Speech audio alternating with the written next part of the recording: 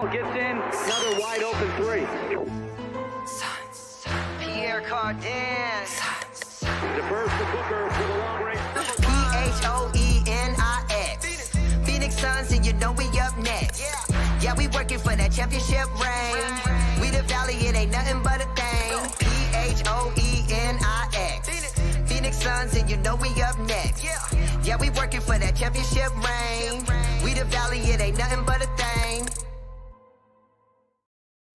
The Aussie Suns Podcast. Honestly, with me on here, your ratings are going to skyrocket, so much bigger than the Chinese Suns Podcast, than Canada's Suns Podcast, than, those other countries. They all are great, but your ratings are going through the roof. It's really great to see. Welcome, everybody, to the Aussie Suns Fans Podcast. I am your host, Gavin, and we are here with Boyd and Hammo. How you doing, lads? Boyd's on silent again. He'll disappear and come back in. We have a very, very special guest. I posted on Twitter the big, massive news for the Aussie Suns Fans Podcast. We were trying to work out how do we get bigger, how do we get better. Well, we went and got the best. Suns Geek. He's here, and he has graced us with his presence. How you going, mate? I'm flattered, man. Thank you guys so much for having me. Ready to crack open a couple drinks here and talk about the Suns, man. Perfect. We're super keen and can't wait to get stuck into this with you today. I'm extremely seedy. Had a big night last night at a party, surrounded by Miami Heat fans, which was fucking fantastic. Thanks, Phoenix. And cop shit all night. So that was fun. Boy, how are you going, mate? Mate, I'm really good. I haven't got kids here today, so I'm riding. Who's that singer? I'm riding solo, man, like that fucking song from the noughties. Anyway, yeah, no, going good, buddy, going good. Fantastic. If you are watching, make sure you click like, make sure you subscribe, do all that sort of stuff. Helps us out, makes us feel good. Put a comment in there so that it's not just Boyd commenting about himself. Because that's generally the comments we get is Boyd commenting about himself. So leave a comment, boost us up a bit so that when people are on YouTube, smash that like button. That's it. When people are on YouTube, we'll pop up as well and be there along with obviously Suns Geek, who's got 78 million followers or something now. I wish I was that famous. I just passed 7,000 subscribers, which is super humbling. That's I mean, huge. there's people out there that hit like 7,000 a day, but for my journey with YouTube and all that, 7,000 is pretty amazing. Yeah, that is fantastic. We've got about 85, so we're doing really well. On the road to 100. Once you hit that 100, man, you're gonna feel so good. I gotta tell you. Well, and that's it. Once we hit the 100, I reckon we're just going to take off. It's going to be huge. It's been a tough week, gents. Tough couple of weeks in Suns basketball. Let's be honest. Another loss yesterday. I think since Book's been out, we're 2-9. We're now on a 6-game losing streak, which feels like a lot more. Yeah, since the bubble, we certainly haven't felt this way for several years now as Suns fans. How did you find the week, Brandon? How did I find the week? Yeah. Oh man, brutal. I mean, I was even talking to Matthew Lissy last night of the Suns Jam Session podcast. I said, when was the last time we got a win? And I'm serious. Like, I know that we beat the Grizzlies and everything, but it really doesn't feel like it. It's tough days, man. I mean, you guys already know this. You can lose on any given night right now. And the Suns roster, I understand that we are completely injured. And I'm sure we're going to spend lots of time talking about the injuries and everything. But, man, it's just really hard to trust this roster right now. And I will say, in all fairness, I'm sure we're going to talk about it. The last two games have been a little bit surprising in a way. I mean, we have been a little bit competitive, and the defense has been pretty good. But there's lots of things that we need to work on right now. The offense needs to get going. And I used this word so much last night. I was so repetitive. I said efficient and consistency like so many times. That's what we need a lot of right now. Yeah, absolutely. Yeah, and I think that was your last sort of comment there was spot on. at least the last 2 games, we're starting to see the energy, the effort. Yeah. If we see that, like, I don't care so much about the losses if you can see what they're trying to do. It's those losses where we're going 30 down in the first quarter and it does not seem like there's any effort. They're the ones that just drive me crazy. Yeah. It's embarrassing at that point. I mean, somebody I'm sorry to cut you off, Sir Hammo, but somebody tweeted this out perfectly, and they're like, how many games have been over by halftime, and how is this acceptable? Like, it shouldn't be acceptable. These losses shouldn't be happening. That's all I want. And some of them by quarter time. Yeah. I mean, we had even though what was it? There was a game, we only scored 11 in the first quarter, and the game was effectively done at quarter time. That was New York, yeah. Yeah, and I know that the following game against Cleveland, we only scored 14 or 16 in the first quarter, but we also kept them down. So the game was tight.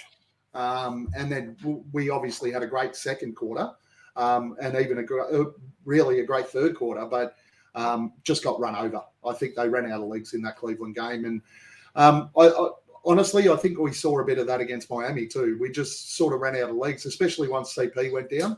Yeah. We just sort of ran out of legs. So to speak.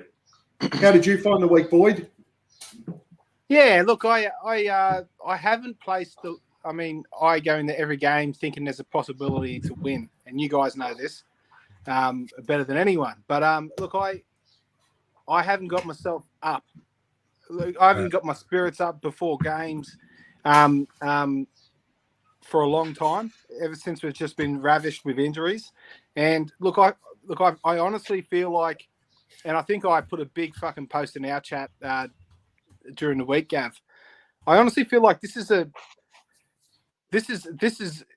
silver linings to this week and this past month. I think what I really didn't like about last season was the fact that we went all out during the season and we fucking pedaled to the metal and we flamed out in the end, whether it be COVID or injuries or just lack of juice, who knows. But what I like about this is we were a regular season team and we got tagged with that last season. We were just a regular season team and we didn't have the chops to match it with the fucking Lucas of the world and Nelly the Pelicans and all these other guys when it came money time. Now I feel like we're being a lot more cautious with Niggles this season, which is fine by me. I feel like we're positioning ourselves really well before the trade deadline for a good trade, because guess what? We're showcasing all of our fucking depth.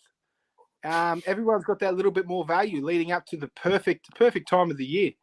We've also got our draft picks don't look like they did when we were talking about, preseason Kevin Durant, like the big name like Shai Gilgeous, Alexander. When we were talking about them trades, our draft picks had no fucking weight in the world. Now, what are we? 500.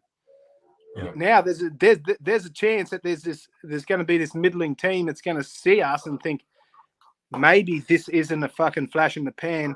Maybe this is how their season's going to finish as well, and maybe that draft pick is going to get us a lottery chance at fucking Wemby. And look, that's what we need to hope happens, and that's the perfect silver lining that we get out of this little shit stop that we're having.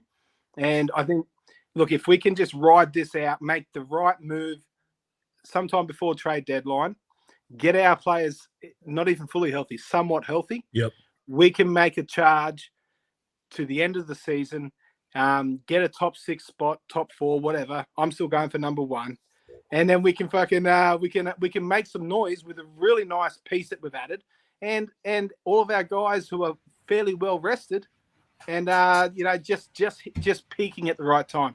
So long-winded, Gav, but my last couple of weeks have been my sort of frame of thinking for the last probably month or two. So there you go. Well done, Boyd. Hey, hang on. Has he frozen? Has he frozen, or have I just bored him to death? Hang on. What's going on? You're 100% right. It's been a real tough week. You know, we need to get the team back together. They need to get the time together on the court, and we need to try and make something out of Jay Crowder. You know what I mean? There's missing pieces, and yeah, I'm happy if we're resting.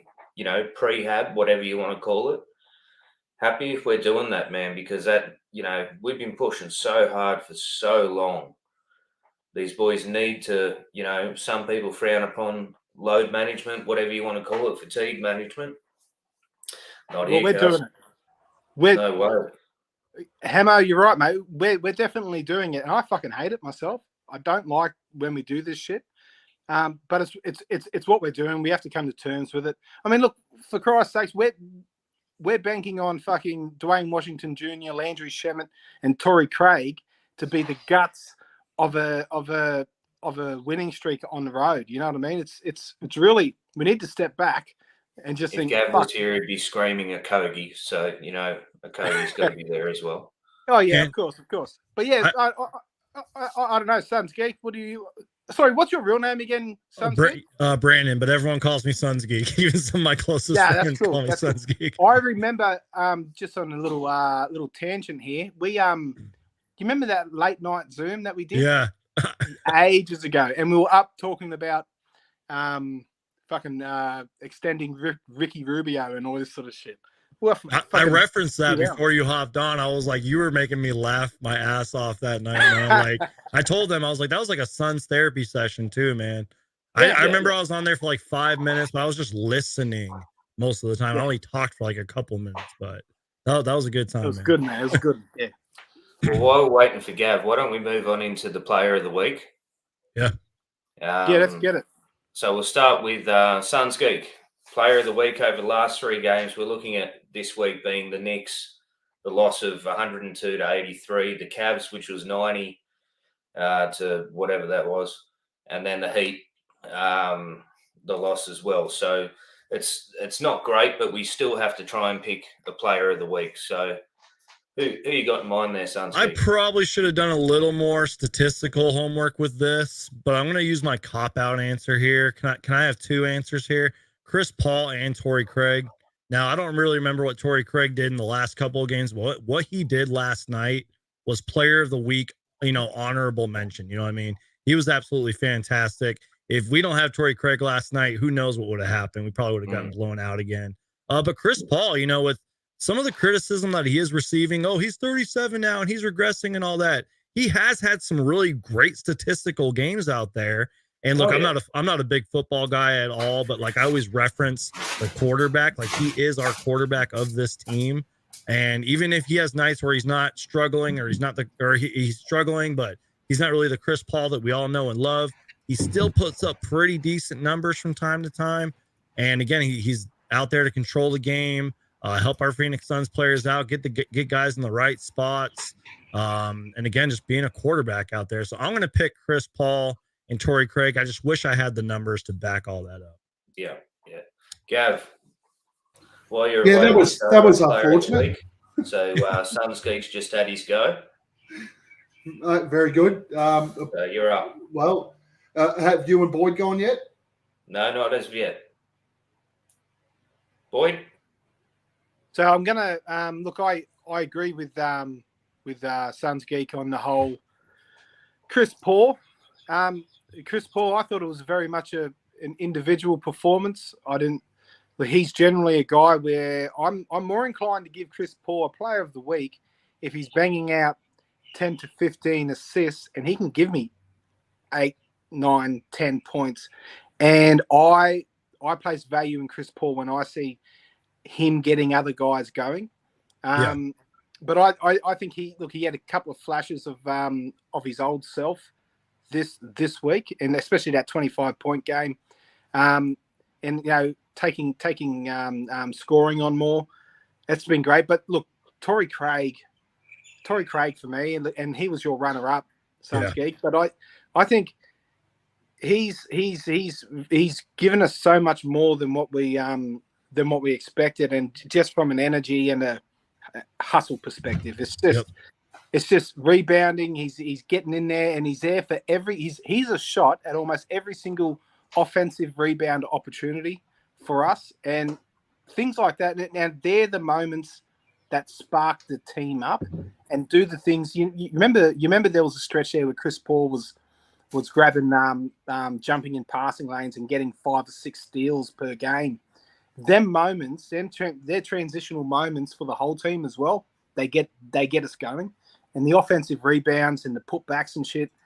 Torrey Craig has been fucking unreal in that regard, and I think that's been better for the team ultimately. So yeah, Torrey Craig for me. What about you, Hammo? Well, I did look at statistics, and I'm going to go with Ayton. Now, admittedly, his game against the Knicks wasn't the greatest. So he had 12 points, 5 rebounds, 2 assists. But since then, it just really jumped. Against the Cavs, man, 15 points, 18 rebounds, 1 assist. The assists, not a problem. And then again, against the Heat, man, 23, 14, and 2.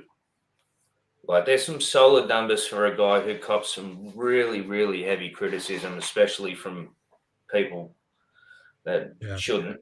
Well, I watched a fun debate on the He's on Fire podcast the other day where Evan lost his fucking mind about DA. Was that in regards to Sabonis? Yeah, he did a bit of a comparison thing of like which center would you prefer, blah blah blah. Yeah, And his first one was Ayton and Sabonis, and everybody on the show said, well, there was only 2 others. It was Jay and Justin, but they both said Ayton, and then the chat went nuts and went Ayton, and he just went, "Are you people all fucking mad?" And then went on a rant about DA for like 10 minutes. It was great. He's my player of the week. I think he did real damn good. He really does have. He has had some games where I think it gets overlooked by certain players, or maybe by the loss, if that makes sense. But you are right. DeAndre Ayton played really well. I did kind of want to reference him, and just for the record, I did pull up the stats for Chris Paul. Pretty much in short, 13 points. Now the assists are really low, but I don't know if that really counts because I mean the Miami game he only played 12 minutes. Yeah. But he is shooting 48% in January. Torrey Craig, however, this month, 8 points per game, 7 rebounds. And you know what? One thing that, I mean, I don't know if he's really done it recently, is the corner 3. Torrey Craig has been fantastic at shooting, making, and taking that corner 3. But DeAndre Ayton, again, sometimes this game gets overlooked. Yeah, I'm with Hammo. My player of the week was DA. I think he had one bad game in the since we potted last. That's cool, I think he's been absolutely fantastic since Booker's been out. We still don't run the offense through him, and he's still putting up those numbers. Yeah. Now, the biggest knock on DA is obviously the rebounding, because that's where people really crack the shits, when he has a game where he's just not pulling down rebounds. But the fact of the matter is, his last couple of games in particular, and Hammo, you referenced the stats, he's had something like 32 rebounds in the last 2 games. Mm. Now, that's what we want from DA, right? Now, if people want to see DA scoring 30 points a game, it's not going to happen, because that's not the way we run our offense. Our offense runs through the guards. We're a pull-up jump shooting type team. I think against the Cavs, that last shot should have gone to DA. He dominated that game, and he destroyed Jared Allen. Is it? Yeah, Jared. Is that who he played on? Yeah, Jared Allen. He absolutely destroyed, and he was fantastic in that game. And the ball Suns really were pretty good in that game too. They really were. And Mikal didn't have a great game, but when I say the ball should go to Ayton, I mean, Suns Twitter blew up again. You know, Monty draws the worst plays in the history of the world, and blah blah blah. And I gave someone a spray because I just had enough, and I gave someone a spray there. But reality is, that last shot, that's a play that we've run. We run 20 times a game, and it works. Mikal comes off a high screen, catches the ball, shoots a mid-range jumper from the foul line. We run it over and over again. It's a set play. It wasn't contested. It wasn't anything else. That was a damn good shot. Yeah. Now, Mikal just had a bad shooting game. And let's be honest, Mikal's had a bad shooting week. He's really, really struggling at the moment, Mikal. Yeah, it's been a rough trot for Macau, but here's the thing. Again, if you're looking at it through my glasses and we're teeing up for a strong finish, you wanna give Macau these moments to get out of the rut. I've got no issue with it. And that last play that they ran against the Cavs, to me, it was the perfect play. And whether Macau's is 1 from 15 or 9, that shouldn't impact. If let's be honest, if Book was 1 from 15 and it came down to that last play, he's still getting the ball. Yeah, you're giving it. So, Anybody could hit that shot. Anybody, even if you're 1 for 20, doesn't matter. Anybody could hit that shot. And Macau's been great at hitting that shot. He just didn't hit it in that game. And Evan Mobley hit the game winner that game, and he had a great rookie season. He's kind of regressed this season. I didn't expect him to take that shot, even though he's capable of doing it.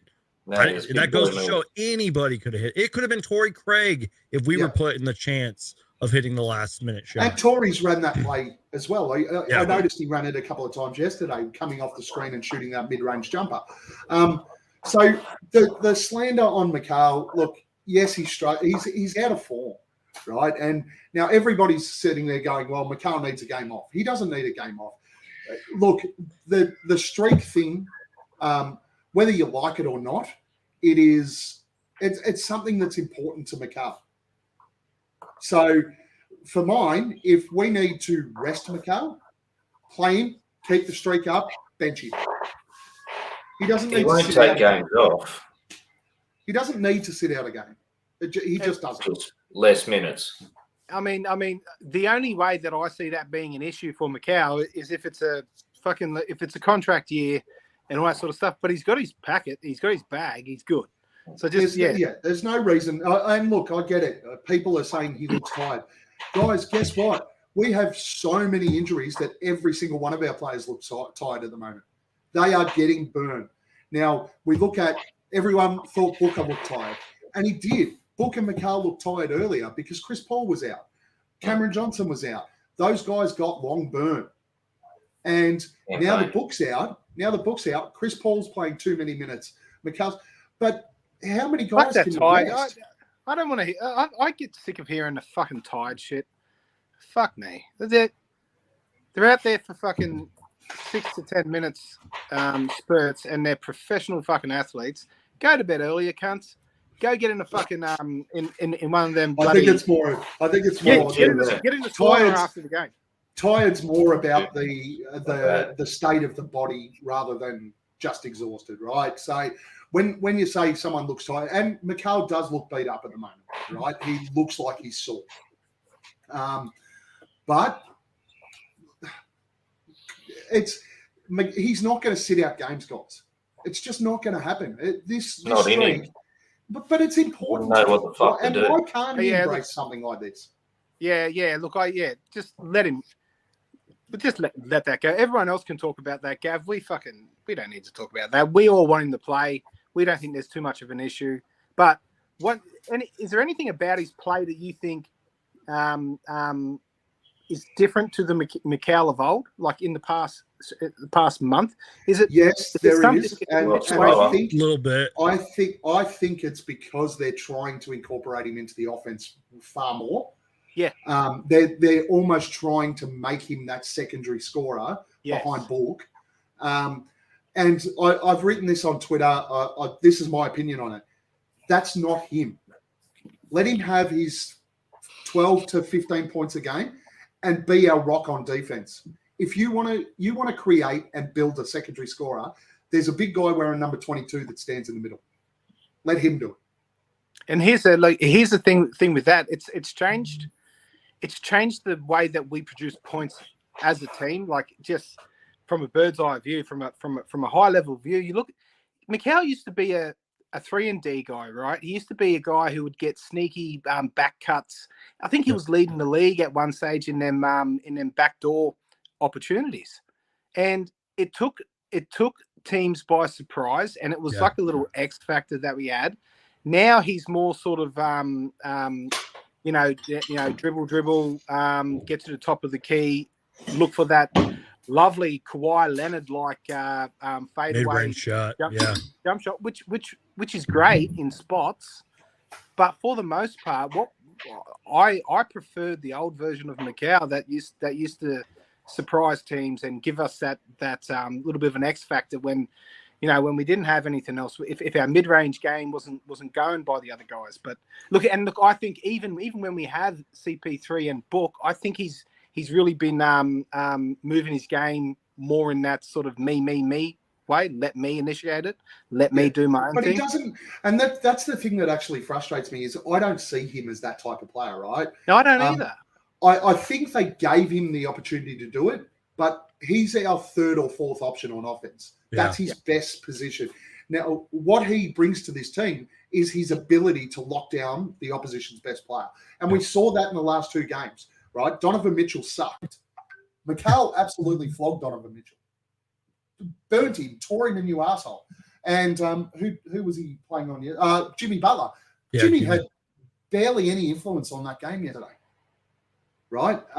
It was bloody, what's his face? Victor Oladipo that came out of nowhere and decided to turn back the clock 6 years. Because players like that always play good against the Suns. Yeah, we get the random every single time. Was it Gabe Vincent? Gabe Vincent. Yeah, he had a good.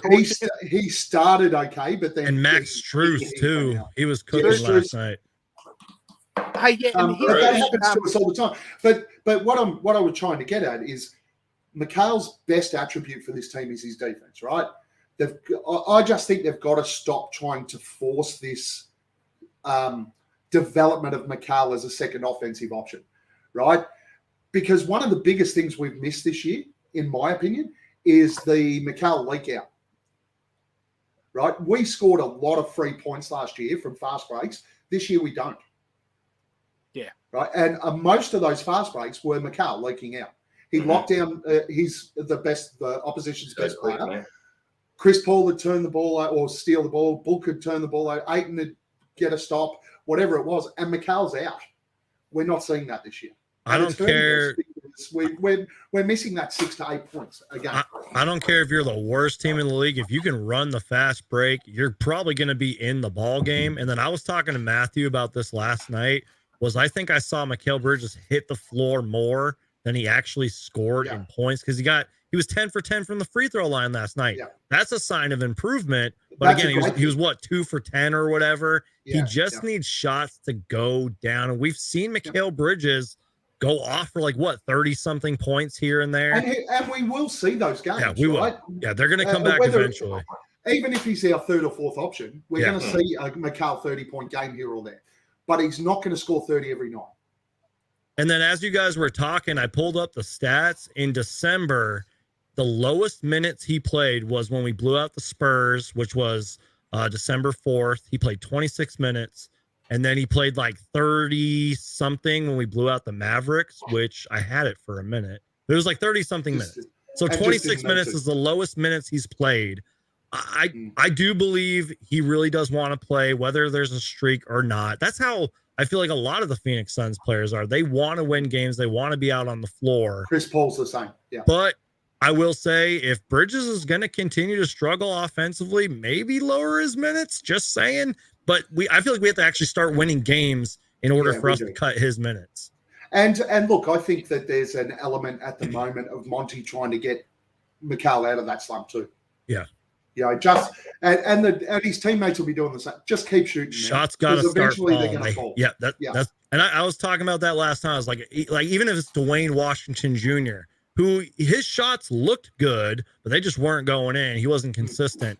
Shots got to start falling. At the end of the day, whoever scores the most points wins, and eventually we're going to have one of those nights where we're just on fire. And we need it as soon as possible. All right, so we have got the comments on the latest trade possibility, the trade rumor merry-go-round. Guys, well, before we even get into the names, right? We'll have a little touch on some of the names, but we've spoken about them before. But I've got a question for you. When I saw this, I did steal this off Twitter, even though it's something that I reckon I put up a few weeks ago. What is the one attribute you want to see when we do a trade? Not a player. What attribute do you want to see added to this team right now, Boyd? Look, I'd be happy with either of the the ones everyone's banging on about, the shot creator or the you know, that gritty power forward type player, someone that can sort of dominate. Look, I honestly don't. It doesn't have to be a massive move. I just want whatever their skill is. All right, you've gone as long as right down and you haven't answered my question at all. I want one attribute, man. One attribute. Do we want a shooter? Do we want a defender? Do we want length? Do we want height? Do we want ball handling? Rebounding. What one attribute we need do you want to see us get in a trade? Rebounding. Because we've got a dude that covers all of the attributes, but we're not getting him, right? Kevin Durant's gone. It's not happening. Gavin. Yes, boy. Will you accept consistency? A consistent player. Please. It's got to be. I think we all want consistency, but that's not an attribute. Yeah. Okay. It's not. What I'm well, looking for. give me. I'll narrow it down. Right. Ball handler, shot creator, length defender. Which of those three is the most important that you want to see us add to this roster in trade/free agency? Give me a length defender for rebounding and defense, for sure. Okay, Hammo. I just want a strong power forward. That's it. Okay, that's Someone not an that attribute. can get down and get gritty. I just gave you 3 attributes. Pick one. What was the first one? Shot creator, ball handler, length defender. It's none of them, but I'll just take defender. The NBA history side of me wants to say defense, but I'm going to say like shot creator, somebody that can score. This is just the league we are in now. Is you can have the best defense in the world, doesn't matter. Offense is going to trump it. So shot creator, anything, somebody that can put the ball in the basket. Yeah, I'm length. For me, this Suns team needs so much about each other today. Length. Yeah, length defender. they're small, man. Give me someone who, because that's where we're struggling at the moment. We are struggling to defend opposition teams with length, and not only that, we're struggling to score on the other end because we lack length. We need that. We need that length player in the roster right now because whether people like it or not, and I get it, I see it. We're seeing it in the chat right now. Scorer, pure scorer. Okay, yes, we need a scorer. But let's be honest, guys. Right now, we need a scorer because Devin Booker's not playing. Yeah. Right? When Devin Booker's on that roster, we're not going to have anybody who's coming in and going, well, we're going to let's bring in fucking, let's go for the main one that everyone talks about. Where's his name? I saw it. Let's bring in Kyle Kuzma, right? Kyle Kuzma I think, would be a great addition to this side. And everyone in the Aussie Suns fans world knows that I fucking hate this guy. I hate him with a passion. I think he's overrated. I always have. But he's having a really, really solid season. But he can't defend to fucking save himself. For a guy that is his size and the length he has no impact at that point. In that point, then we're going to bring him in, and if we do bring him in, we're bringing him in as a secondary scorer. He would come in as the secondary scorer, right? That's what we bring Kuzma in for because he does score. He's got range. He can do it, right? And he's the perfect fit for right now. But guess what? When Booker's back, the ball ain't going to be in Kuzma's hands. Whether people like it or not, what Kuzma is going to be is Cam Johnson. When Booker gets trapped and he can't get a shot off, kick it out, Kuzma shoots a 3. He's not going to come in and score 30 when Booker's playing for us. He's going to come in and score 15. 100%, Gav. That's exactly right. And look, we're missing, whilst Jay Crowder was that gutsy, defensive, get everybody excited type guy, that mongrel. I think that's what we're missing right now. And I'm going to do it. I'm going to beat Boyd to it. We need a cunt. Yes. No, Boyd did it 26 minutes. We do. We need somebody in there that can actually Yeah, be a bully prick. ball. Like even to the point where at the moment I'm kind of going, shit, is Pat Beverley available? Nah, fuck. Just to come in and annoy the fuck out of other teams, right? Who? Suns fans would go Yeah. nuts. Oh yeah, I'd go fucking nuts. I would hate it so fucking much. But That's why it's popular saying you would love him if he's on your team, but you hate him when he's not on your team. That's it's like Patrick Alvarado, Miller. right? Yeah. We all fucking now hate Alvarado, right? Yep. But if he was on your team, you fucking We'd love love that him. little pest. You used to hate Chris Paul. Who's Brenda? Hi, Gav? Brenda. Hi, Brenda. How you going? Brenda's Nado's wife, who we met when we were over in Phoenix. They came out and went karaokeing with me and Nate until Nate got thrown out. Yeah, so we need a prick right now. But what I want to see on this team is, I think the biggest flaw that's come out during this period has been the fact that we're lacking length. We suck at rebounding too. Like, I don't have the numbers in front of me. Last time I checked, I want to say we were middle of the pack. And look, maybe it's just our defensive scheme or whatever the case may be. But usually when We the don't ball box goes, out, man. yeah, exactly. The ball, we don't box out, and when we do, it's like Ayton or Jock Lindell or Torrey Craig. We need guys in there that are going to dive in there. You throw some elbows, if you will, get in there and be physical. And then you kept mentioning it, length. We are so small. And you can win basketball games with a small ball lineup, but I remember us being a really good rebounding team. And most of the time when you win a championship, you probably are a really good rebounding team. And that's one thing that's kind of bugged me about this roster is we just suck at rebounding, man. It's like we don't even try. Yeah. And that is one of the biggest problems. There was one play late in the game yesterday, I think, where they took a jump shot. And basically, the only Heat player that was there was Bam. Damn. Yeah. Now, McHale tried to block him out, but didn't actually go for the ball either, or to rebound the ball. It bounced in front of McHale, and McHale was looking at Bam, and it just went straight to Bam. He drove in. Torrey Craig fouled him. Turn around. When you box out, all you need to do is get a body, right? And we don't get a body. Yep. And when we do get a body, we're trying to tackle people. Like, turn around and watch the fucking ball. It's not that hard. And I think that's been our biggest. Even Torrey's a great rebounder, and we're all blowing wind up. He can't do it all though. But even him, yeah. he gets rebounds because he gets a run up and a jump at it. If he's flat-footed on the floor, he doesn't box out and he gets out rebounded every time. It's just what happens, and that's what our team's been doing, right? And it's frustrating. It's frustrating as hell to watch.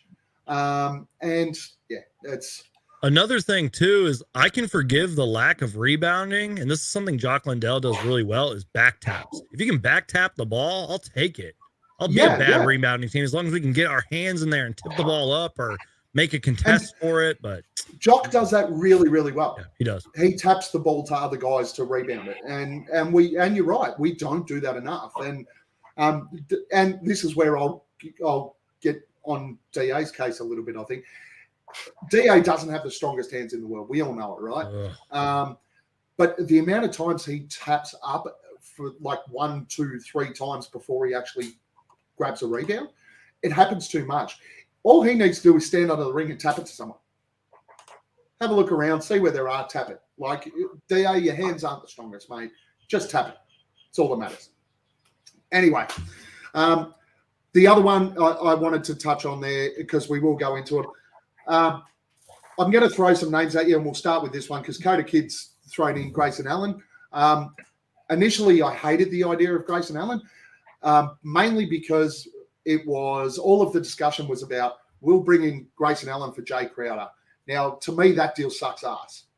But I think there's other deals there that you can get done that would bring in that you could bring in a player like Grayson Allen. What are your thoughts on Grayson Allen? Because when we talk about the cunt, he's one of them. Brandon? Yeah, I want it. Yeah, I'd take him. We need. You're Brandon, eh? Did you say Brandon? No, fuck. Fucking hear that. Anyway, you go, Boyd, because you've already gone anyway. Jesus. Always go early, mate. Always fucking go early. But that's why you got 17 kids. Yes. Yeah. Look, I don't like when Grayson Allen does cunty stuff when he plays the Suns. I couldn't give a fuck if he's done it against other teams, playing for another team. Whereas Pat Bev is a little bit different for me. But Grayson Allen. Hey, don't get me wrong. I don't want fucking Pat Bev anywhere near our fucking team. Yeah. I can't. I hate. There's only one player in the NBA that I hate as much as him, and it's Dylan Brooks. Don't give me either of those two pieces of shit on my team at all, because I won't even cheer for them. Yeah. But yeah, no, Grayson Allen for me is like someone when he was mentioned originally for Jay Crowder, I still didn't have an issue with it because I just I like what he does from a team perspective and how he can incite a team that is playing with him. I like that part of it. I don't care if he fucking when he's playing next to Giannis, if he's fucking done a dog act against Jokic or something like that. Don't fucking care. I don't care if he doesn't fucking say his prayers at night. If he fucking if he swears too much. What did Give me Brooks do? Brooks is just a piece of shit. That's just John. cut and dry. John from the Suns Jam hates him. He hates him all he does is fucking talks. He is the big mouth who, and I'm going to steal Luca's line. Everyone talks tough when they're up, and that's Dylan Brooks. Because when we were flogging the fuck out of him with half a team, Dylan Brooks was sitting on the end of the bench sulking like a bitch. He's at the start of the game, though, ugly as fucking. He looks.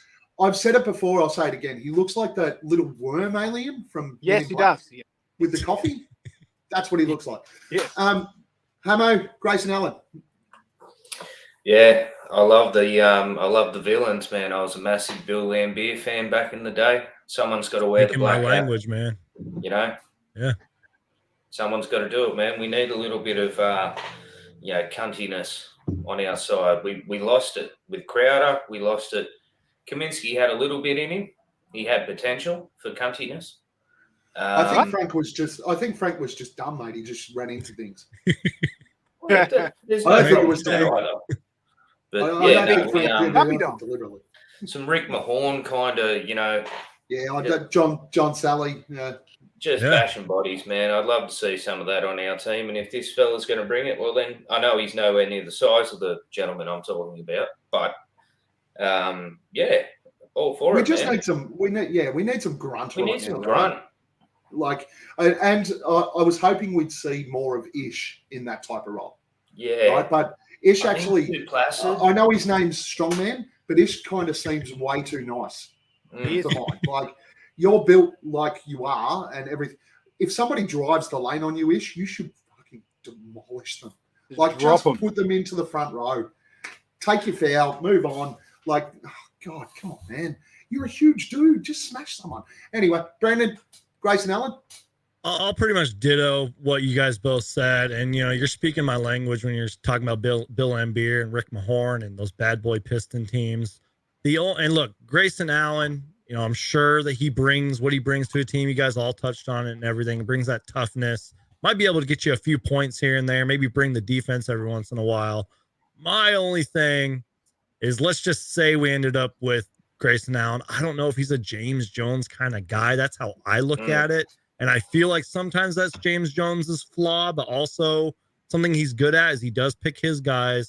I just don't know if he's a James Jones type of guy. If you put aside the contracts and everything, it was just a fair swap of him and Crowder. Maybe I could see it. But I will say if Grayson Allen did bring that whole Bill Lambier, Rick Mahorn, and probably some of you may not know what we're talking about, those were those bad boy Piston teams from the late 80s and the 90s. They won back-to-back championships. The toughest, meanest dudes on the court, throwing elbows, starting fights. We do need that toughness. And look, I know that Jay Crowder, had all of them. Every single bloke on the court was like that for the Pistons. And look, I know that Jay Crowder isn't a popular topic right now, but damn it, we could use a Jay Crowder, if you will, some of that toughness, and defense, energy. And if that's what Grayson Allen's going to bring, but I don't see it happening. That's the thing with this whole Jay Crowder stuff. I don't even know who the hell to trade for because of contracts and salaries and like that, I'm over it. And that's the thing. I'm with you. I can't see any way we end. I know that Milwaukee does want Jay Crowder, Yeah. That's the only reason that I think it could protect. And someone mentioned Bobby Portis before. Milwaukee's not trading Bobby Portis. No.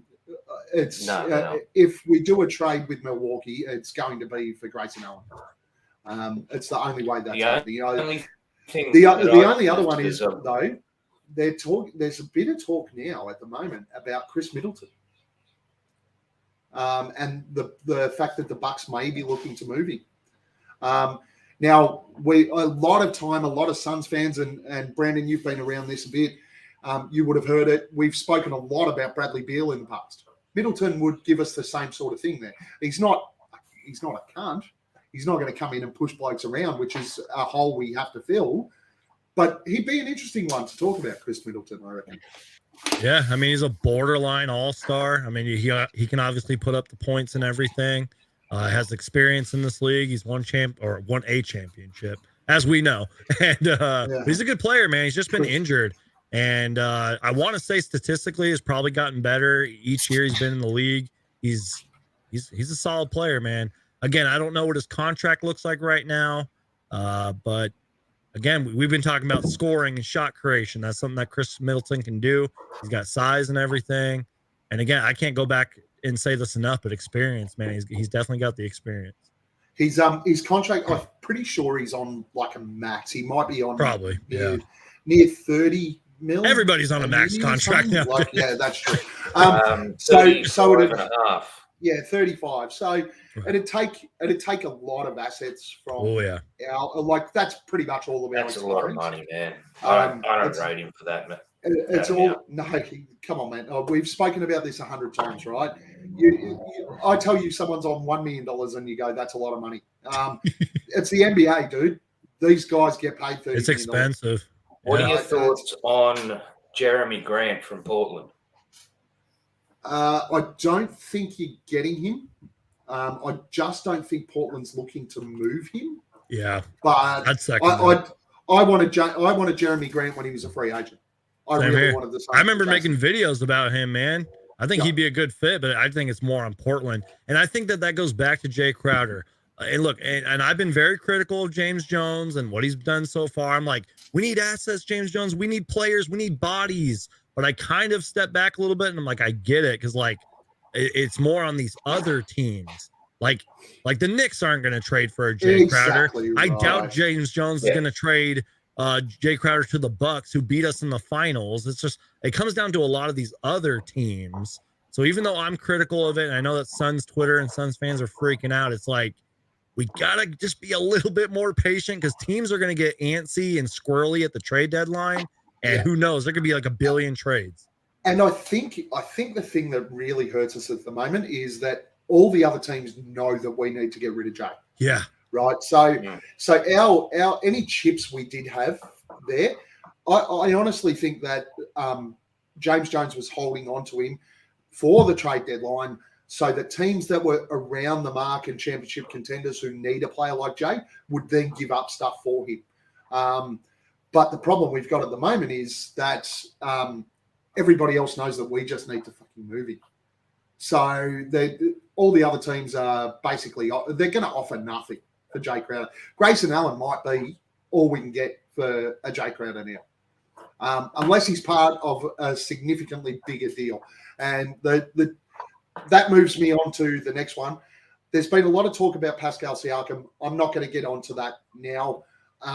Pascal Siakam would take a massive deal from the Suns to get it done. But there is someone else in Toronto that I'm really, really interested in, and that's OG Anunoby. What are your thoughts on him, Brendan? Solid defender, man. I mean, arguably in the Defensive Player of the Year conversation, and has been in the past.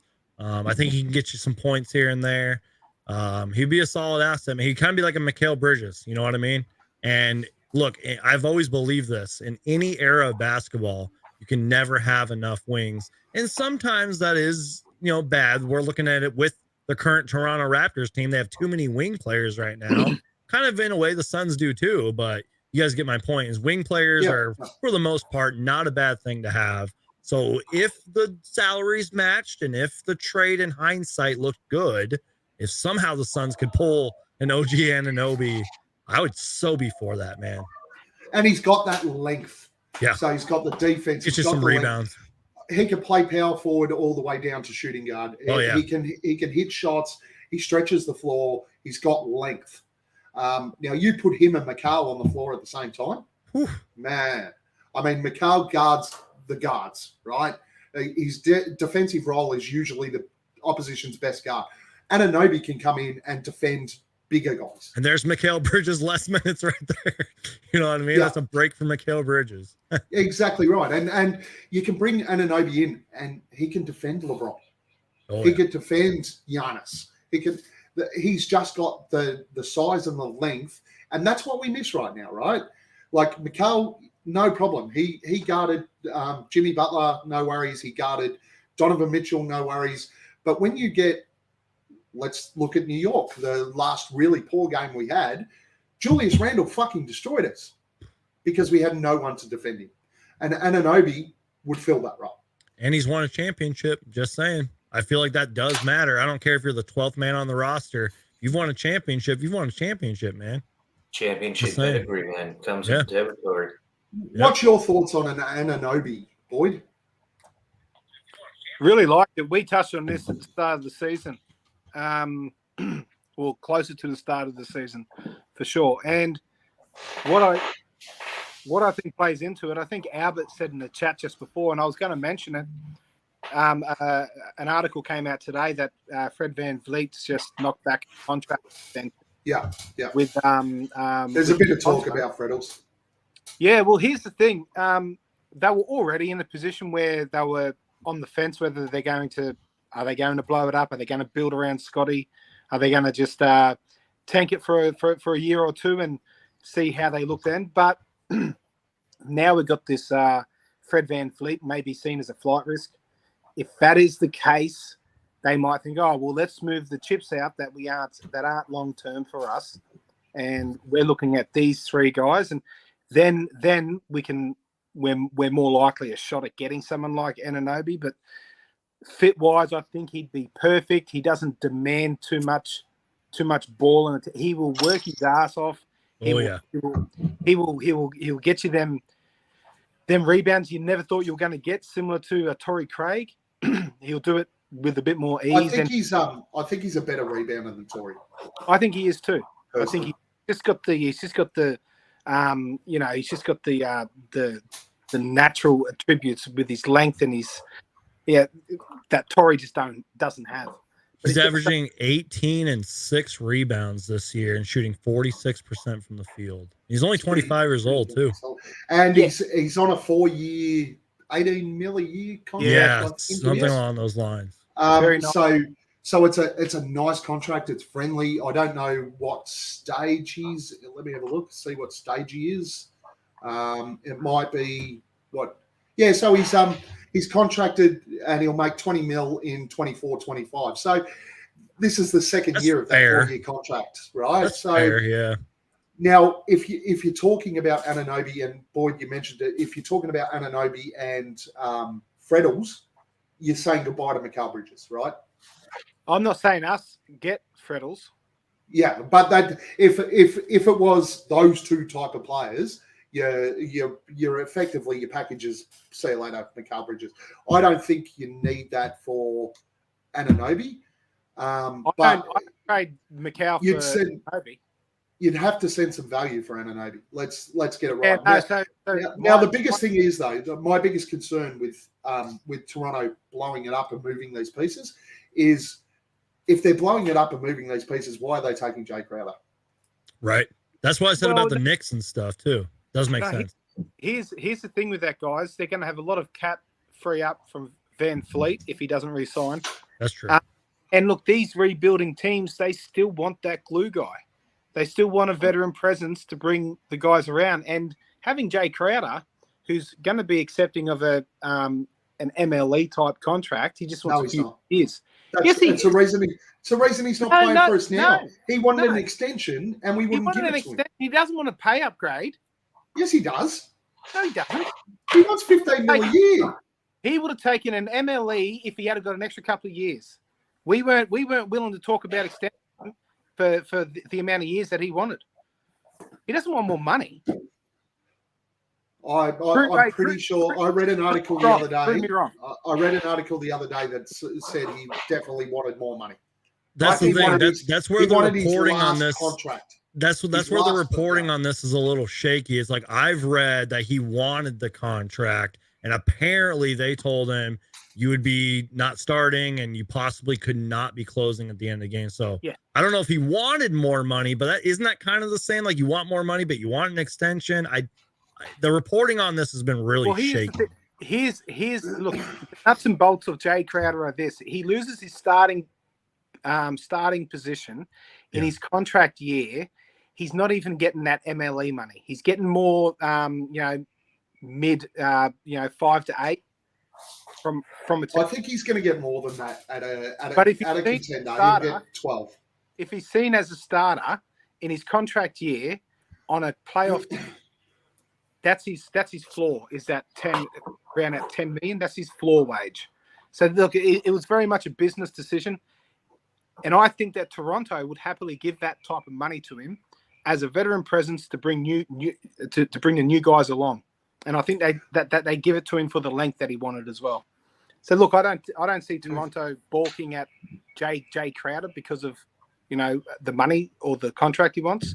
I think that I see them balking because I don't think he'd sign there when it comes time for an extension. I think there's going to be teams out there at the end of this year that would be more than happy to have a Jay Crowder on the team, and they'll sign him to a 2-year deal to get him on the team, right? And if we traded, and personally, I couldn't really give a fuck whether Jay Crowder wanted to go to Toronto or not. If we get the trade and we're getting Anunoby out of it, see you later, Jay Crowder, go to fucking Toronto. Look, from our point of view, the what Crowder does from here on in doesn't fucking matter.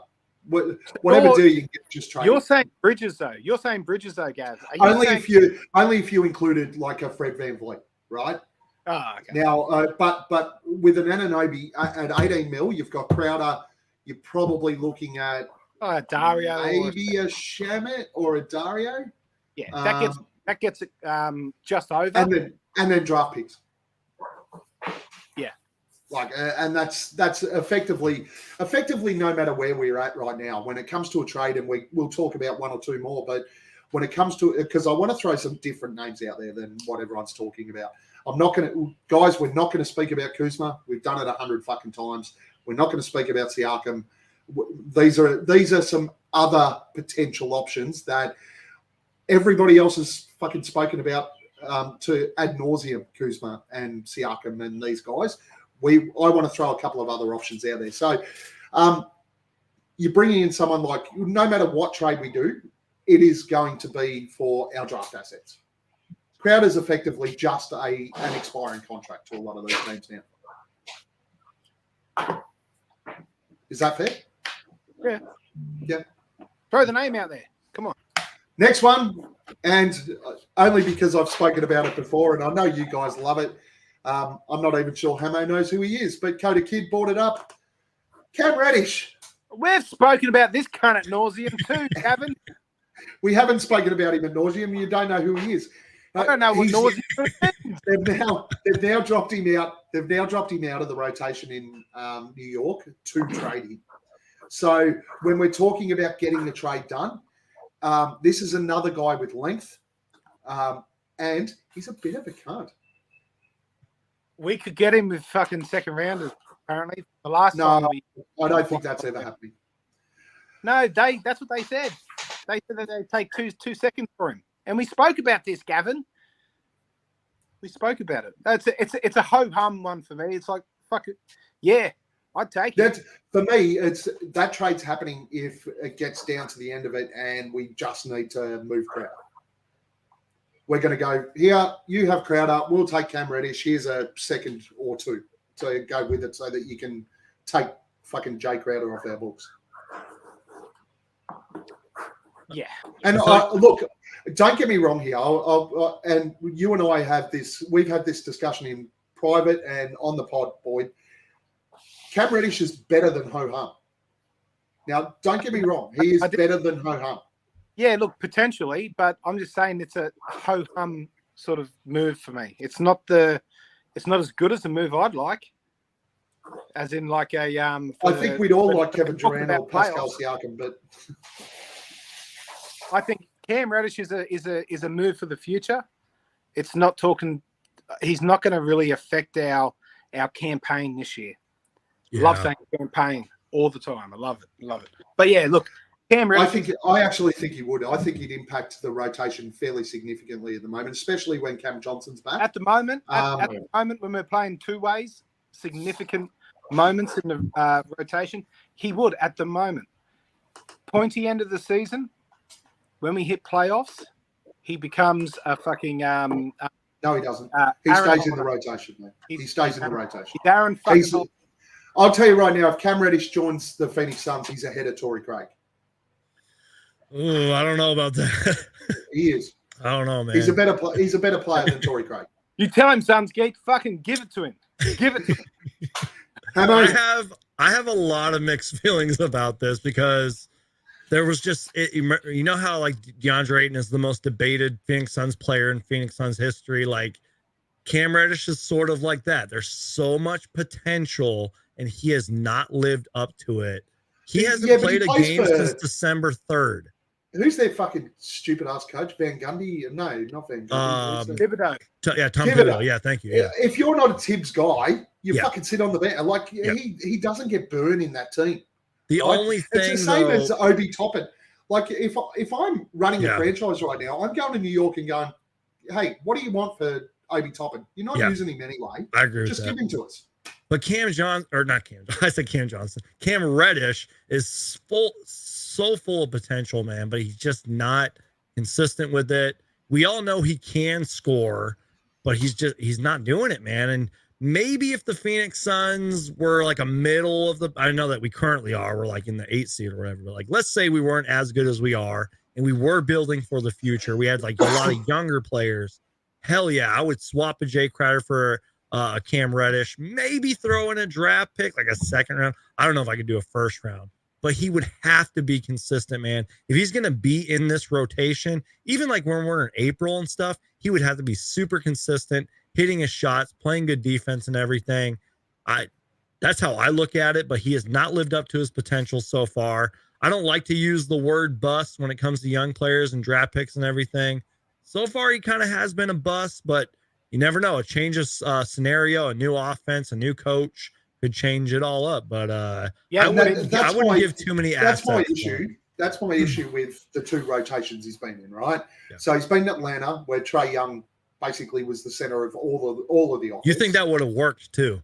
Yeah, and Trae could have used him, but he didn't, right? Yeah. Then he's gone to New York, and the problem for him in New York is he's behind Randall. Brunson's there now.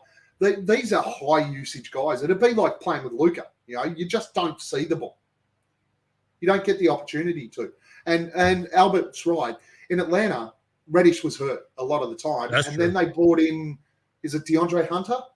Who sort of went into that rotation. Too, yeah. And he took over that position in the rotation. He's a better defender than Reddish too. Yeah, and he just didn't get the burn, right? Yeah. And I still now in New York don't think he gets the burn that he should. And we see that with the young dude in Brooklyn. Cam Thomas. Cam Thomas. Yeah. So he's a shooter, man. The guy's fire, but in the Nash rotation, he couldn't get burned. Now he's playing good minutes. You mentioned Obi Toppin too, man. That's a dude full of potential. We all see his fancy dunks and everything, but he's full of potential as well. You never know if a change of scenario could work for him too. And that's the thing. Why wouldn't you, for mine, make that phone call and go, okay, well, it might not be Cam Reddish, but let's make the phone call and go, hey, what are you doing with Obi Toppin? Because he's not playing. Yeah. And Obi Toppin fits what Phoenix needs. He's got length. He can jump. He can rebound. He can defend. Not a great defender, don't get me wrong. But he's explosive on offense as well. And he's young. He's young. He's the type of call you make and go, look, you're not using him. You don't want him. How about we're not using him? Jay Crowder doesn't want to play for us. Here you go. Just take him. Hammo, thoughts?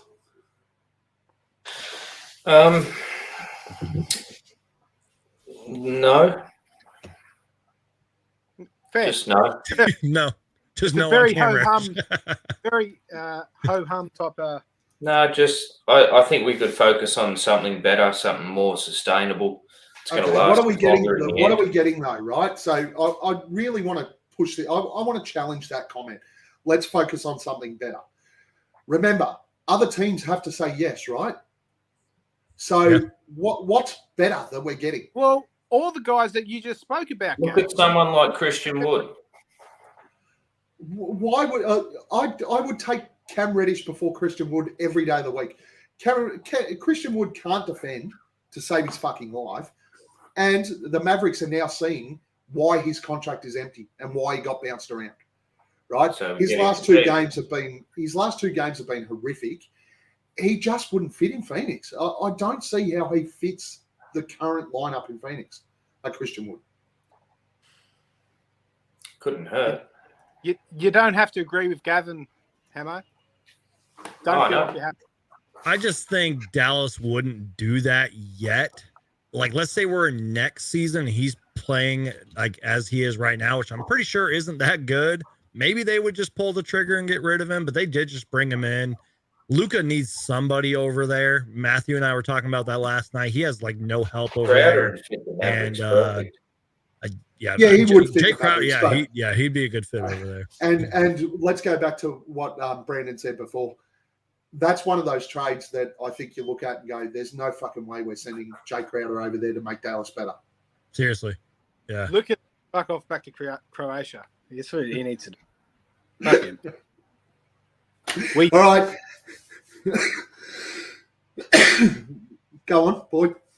I said, no, I was just letting Suns Geek know that we passionately hate Luka over here. We're not one of them timeline guys who are and I still swear to fucking God that the year that DeAndre Ayton was traded number 1, everyone loved it. Now, 90% of the folk out there fucking like, Luka. Why wish we got him? That's an interesting one, actually, Boyd. I heard this conversation the other day, right? People are sitting there hanging shit on the Suns for not picking Luka or blah, blah. But genuinely, when that draft was happening, it was a 50-50 call, DA and Luka. And everybody would have had the same debate that had that number 1 pick. It wasn't like we went, fuck, we know Luka's going to be next generational. You know, you have to pick him. Fuck it, we'll pick the big guy from Arizona. Ayton was a fucking sensational pick. Yep. He was a 5-star fucking opportunity that we took. And people are fucking there's a lot of pricks out there. Wanted to play for the Suns. I hate it. Anyway, I just try to remind people, remember where we were when we selected DeAndre Ayton. Remember how terrible things were, who our head coach was, and I understand the Luka conversation comes into that. Different I think it was Ryan McDonough. Yeah, it was Ryan McDonough at the time. James Jones was his assistant. We were terrible. Ryan. We were losing games. We didn't even know what consistency looked like. I remember when a 4-game winning streak was a big deal.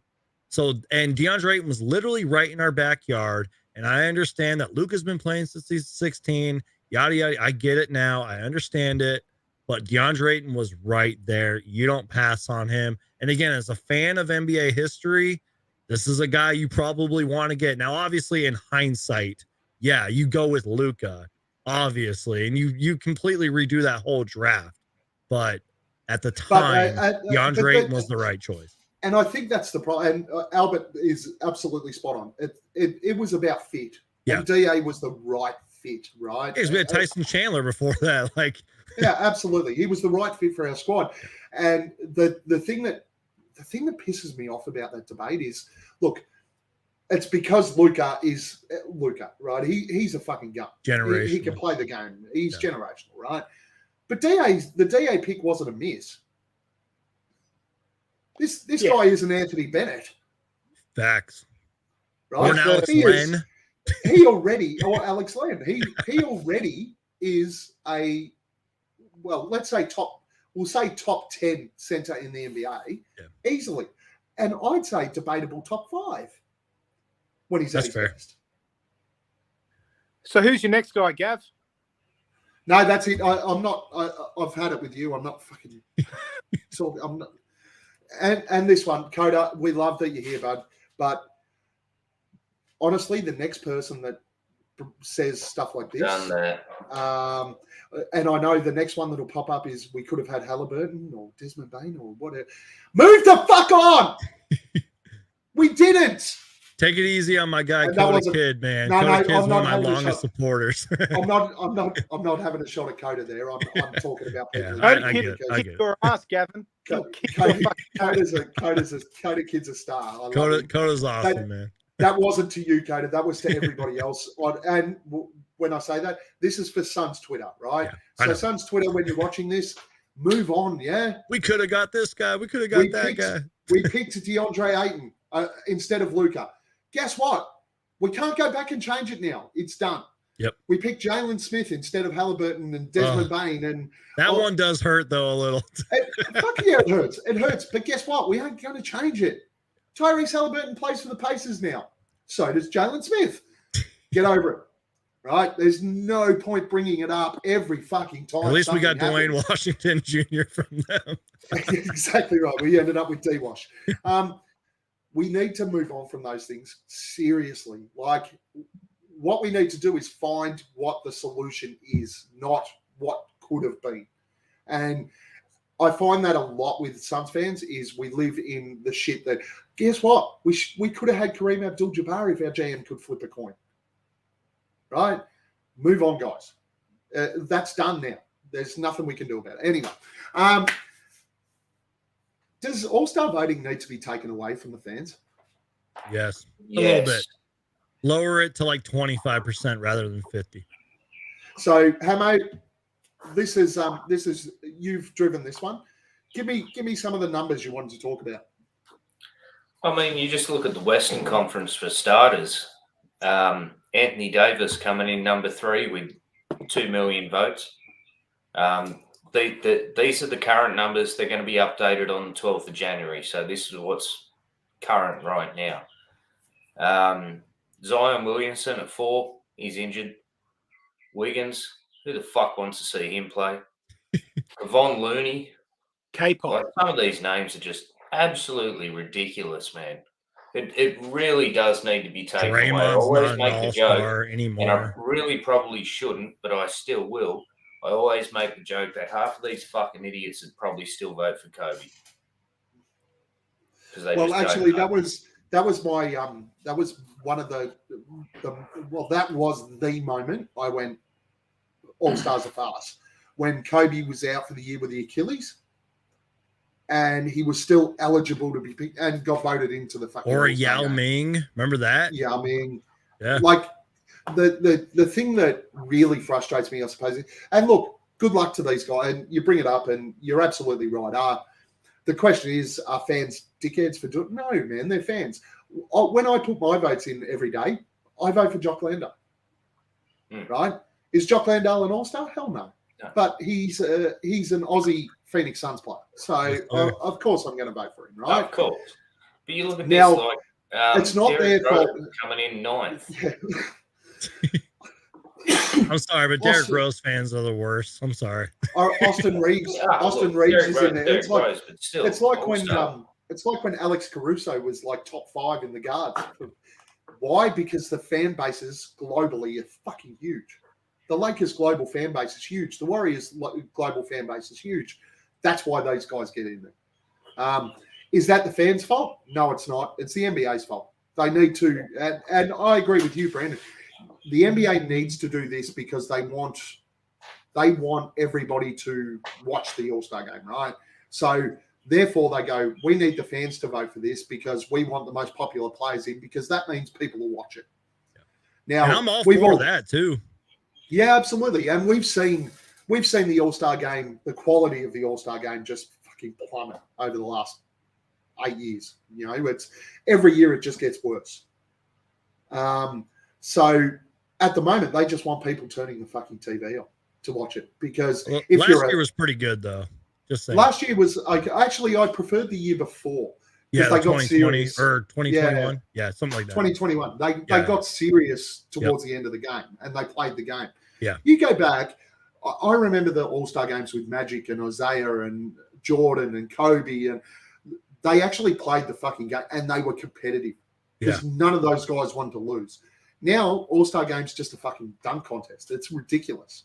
I don't even watch the game anymore. Like, and I think most real basketball fans couldn't give a fuck about the All-Star game. I want to say maybe it was the 2001, 2002 All-Star game. Like, it literally came down to the last shot, and players were competitive and arguing with the referees. Like, I thought I'd never see that in an All-Star game. And I'm somebody that loves All-Star Weekend, but I will say, as the years have gone on, kind of lost that little bit of a passion for the All-Star stuff. Don't get me wrong, it's like a celebration for the fans. I love it. I kind of treat it like a holiday and everything, but sort of lost the excitement. They need to bring that excitement back, which again, in all fairness, they kind of did last year.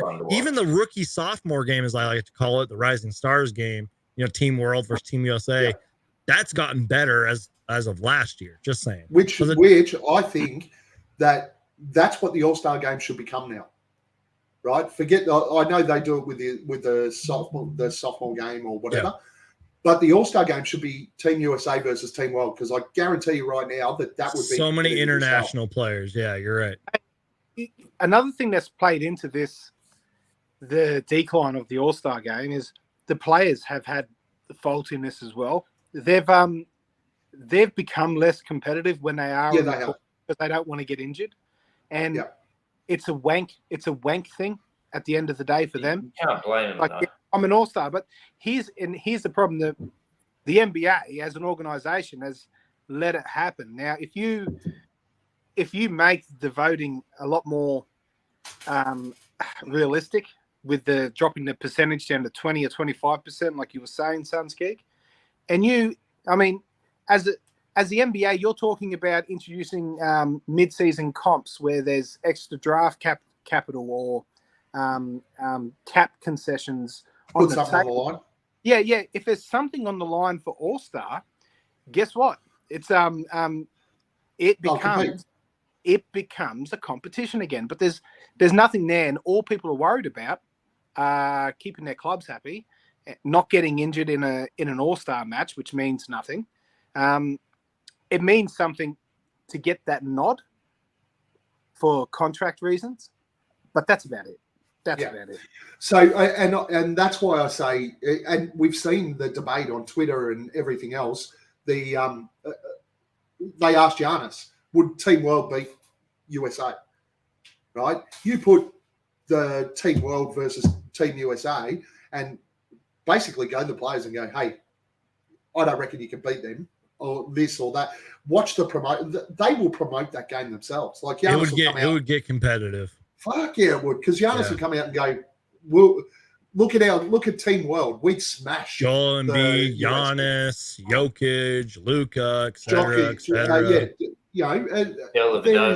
There's so much talent. So, Jock Lander. There's so much talent. I just had something.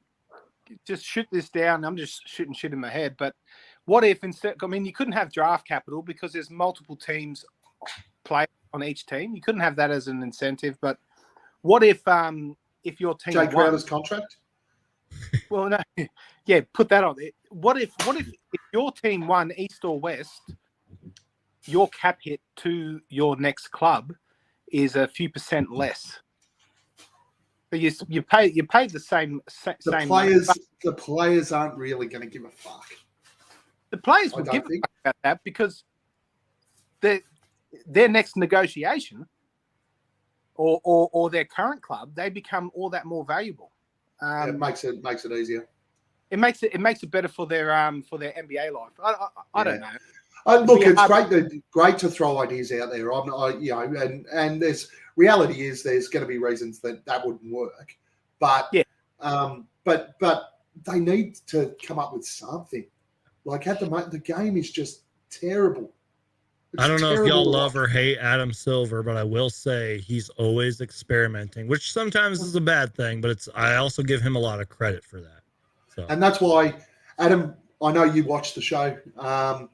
Make it Team USA versus Team World. Because I'll tell you right now, you'll get a hell of a lot more interest from the players and a hell of a lot more competition if that was the game. because Team USA would never. It would hurt their pride to lose to a Team World, especially and on US we all know, soil, and we all know they're very, very cocky. You know, got to make sure we can do that. All right. What we'll do now, our next segment was sort of questions for you, Brandon. I think we've sort of gone through a lot of them, but guys, Hammo, you can start. Do you have anything you'd like to ask Brandon about where he lives, what he does, all that sort of stuff over there in the US of A? Yeah, totally. So what state are you residing in at the moment, Sunski? Yeah, I was telling you guys before just a little bit. It was really over Twitter, but it's a long, boring story. I don't really want to get into it. I lived in Arizona for like decades. It's a long, boring story. Before the pandemic hit, like before it was fully in effect, I moved to Memphis, Tennessee with my family.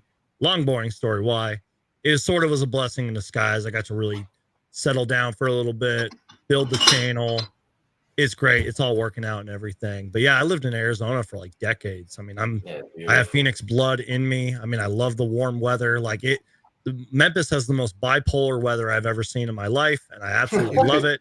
I'm that dude that wears the hoodie and the shorts, and it's like 40 degrees out or whatever. I love the weather here. The food's great. But yeah, Arizona, man, like a lot of my closest friends are over there. I caught as many Suns games as I possibly could. And I really do love your Marley's hat because that place is amazing. They make some amazing chicken wings. And yeah, Arizona, man, for life. So when you coming out to Australia?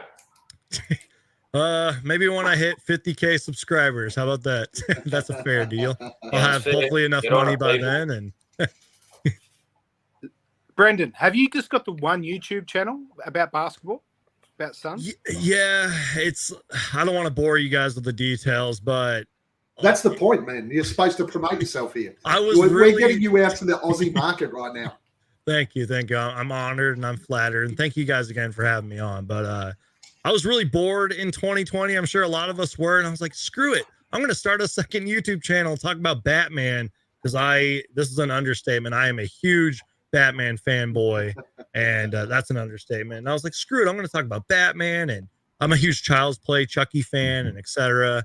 But I wasn't super consistent with the second channel. So yes, this is my one and only YouTube channel. If you guys go way back, I have like certain vlogs on here, certain like collection videos, like Batman stuff and all this other stuff. So yeah, it's the one and only channel. I have said that when I get a little bit bigger, that I do want to kind of expand, but this will always be my number one priority. Phoenix Suns videos, no matter if we win one game or 82 games. The reason that I ask is for some reason my 10-year-old he was 9 at the time. He knew about Suns Geek, or he found you on YouTube after that Zoom that we had. It was a year or two. And he freaked out. He was like, oh my God, Dad, have you seen how many subscribers? Oh my God, he's famous. He's a YouTube fucking thing. And Superstar. Yeah. He was like, flattered. Oh, he is a YouTuber, and you fucking you rocked his world. So if you do something else, I'm gonna have to get you to give him a shout out. Absolutely. On one of your shows or something, because it would make his fucking day. But anyway, we'll talk about that later. Yeah. Send me a DM, man. That'd be amazing. I'd love to do that. Cool. That's rad. So the what got you started in doing the videos and the clips and everything like that? Because we all love it. Like that's as Aussie fans, we always struggled for content, all that sort of stuff, and podcasting came about, made it fucking great because we could hear and have people talk about it. And obviously YouTube, where we can go on, find your content, find other content around the Suns, which we can't pick up the newspaper and read articles or news about the Suns. It's something that we haven't been up. Obviously now with Twitter and everything else, all of that information's a lot more accessible. Yeah. But going back, that was the only way we could get that content. So what drove you to start and continue and do more of it? Well, Technically, I started my channel in December of 2010, but I had no clue what I was doing. I didn't know what good lighting looked like. I still don't even know what good lighting looks like. I didn't know what audio quality was. I just picked up the camera and just filmed really cringy, embarrassing vlogs. I thought my life was like super important, and it really wasn't. I just did vlogs. And then one day, I will never forget this. It was an overtime loss against the Knicks. This is when Melo played, Carmelo Anthony, who, by the way, the Suns should at least give a chance to. We'll talk about that later. But yeah, it was an overtime loss. I was sitting on my couch. I had my old dog.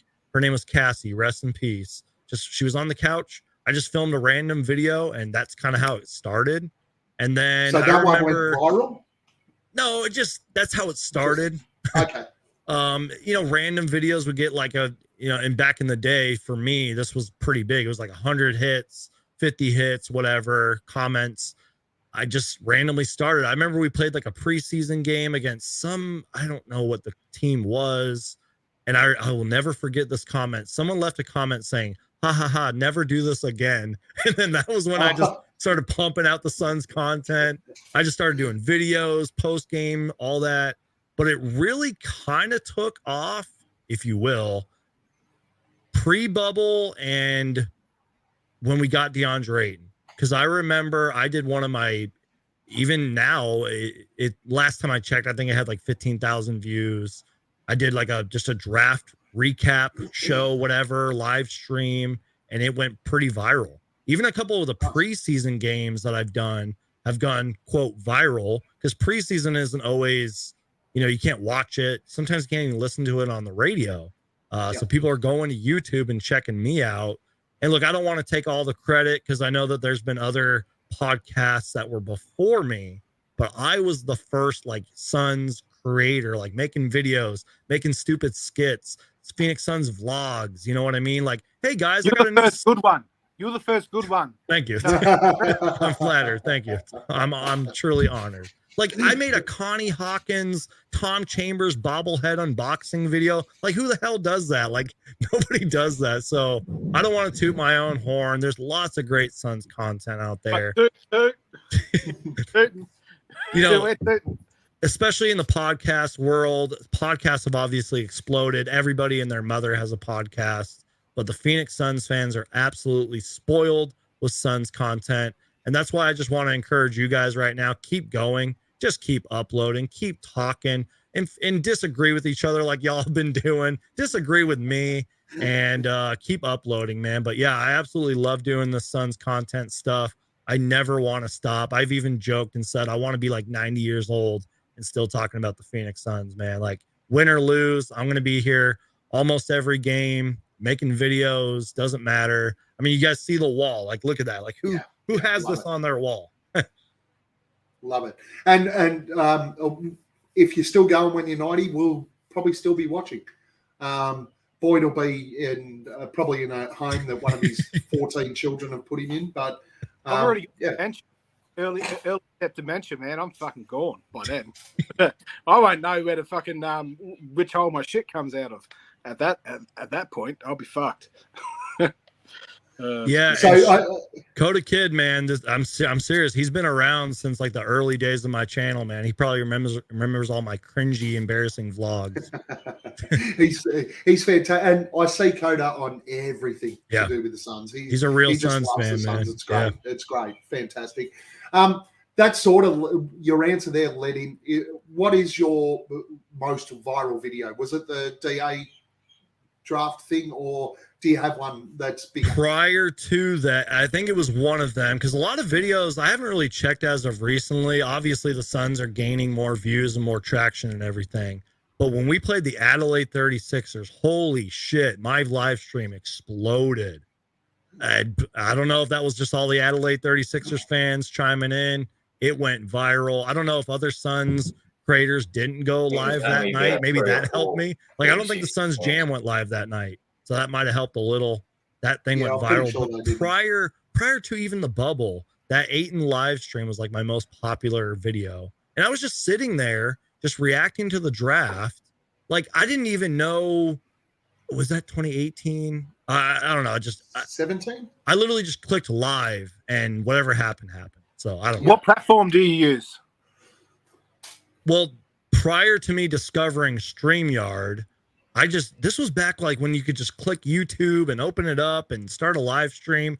Now you have to like connect all these different things. But yeah, StreamYard has been super helpful. But I know a lot of people use like OBS, which I don't think my computer can run, but OBS has a lot of great tools. You know what I mean?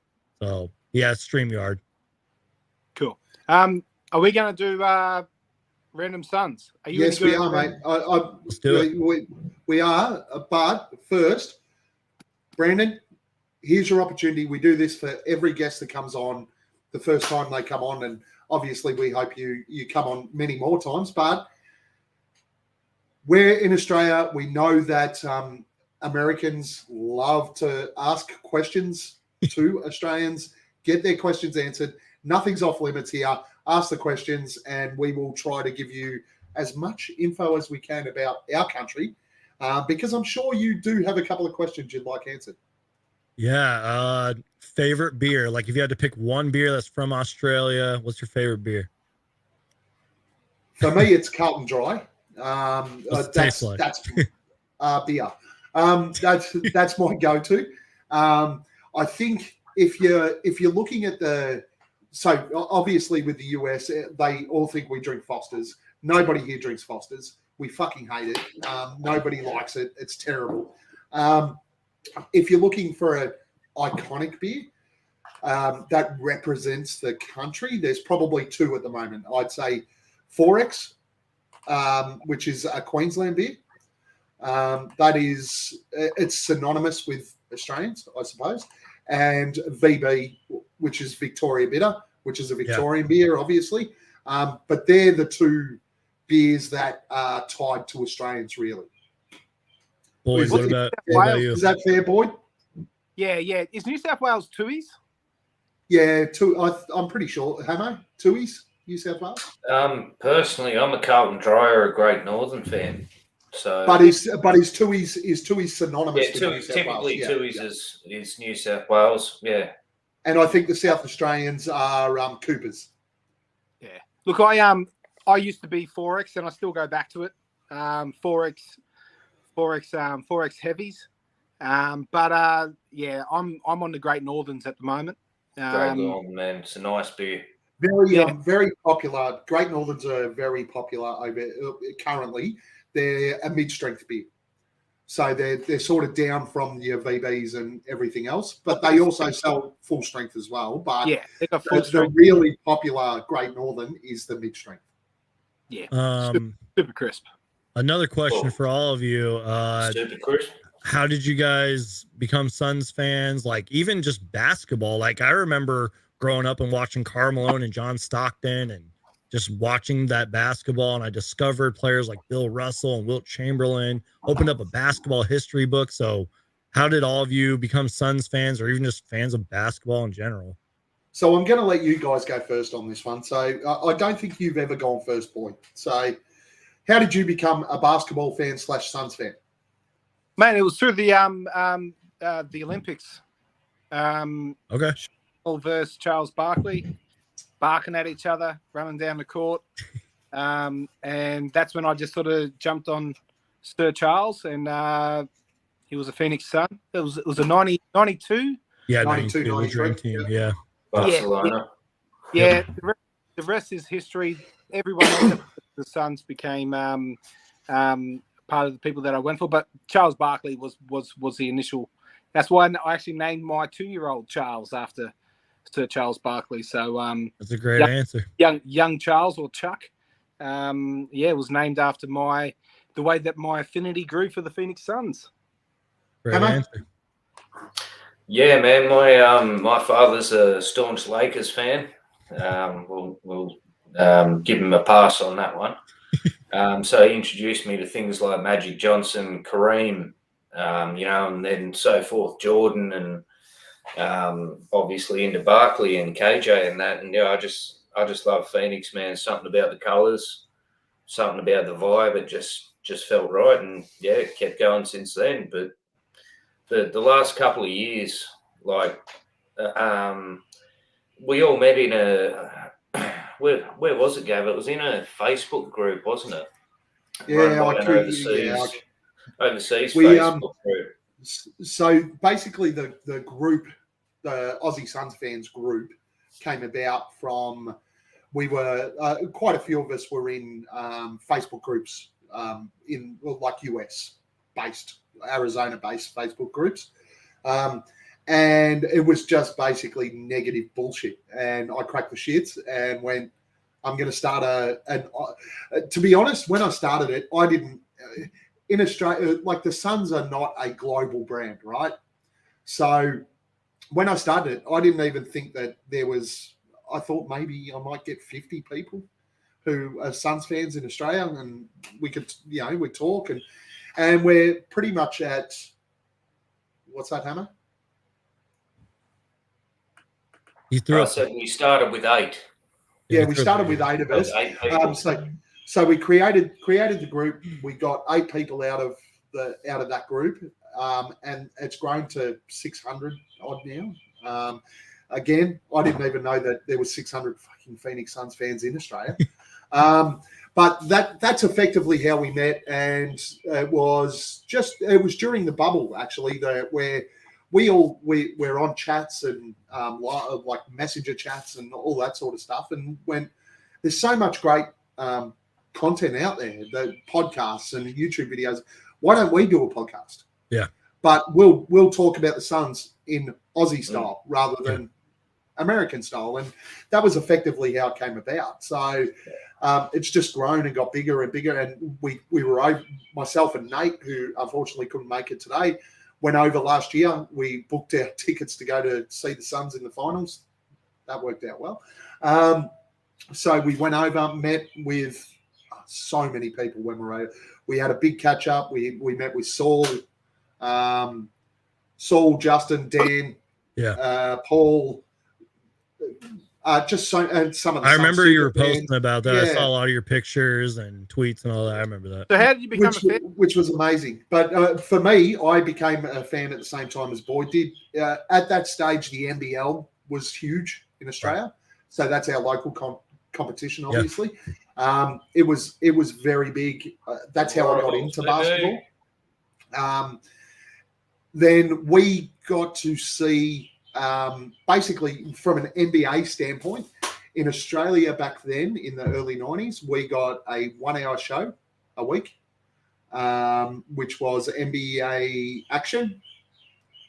Gave you the top 10 highlights and all that sort of stuff. Yeah. And it was hosted by a couple of guys from the NBL down here, Steve Carfino, and who was the other dude? Shane Hale. No, he was playing NBL and NBA then. He wasn't on the... It was definitely Steve Carfino and someone else.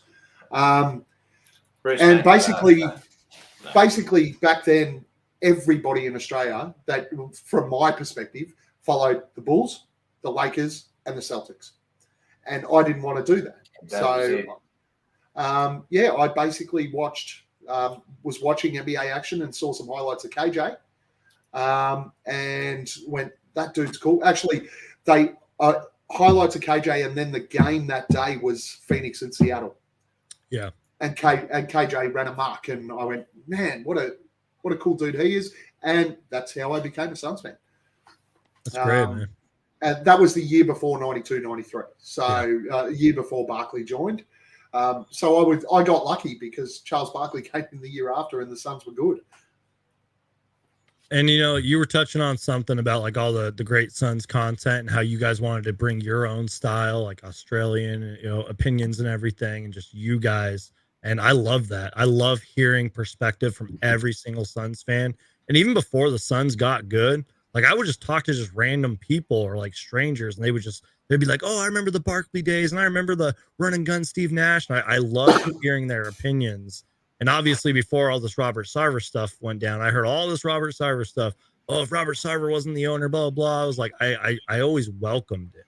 I even met some like pretty hostile Suns fans at times. And I was like, just tell me. I was like, I'm Suns Geek. I'm like, I want to hear everybody's perspective. And again, like, I really do encourage you guys to keep going with this podcast.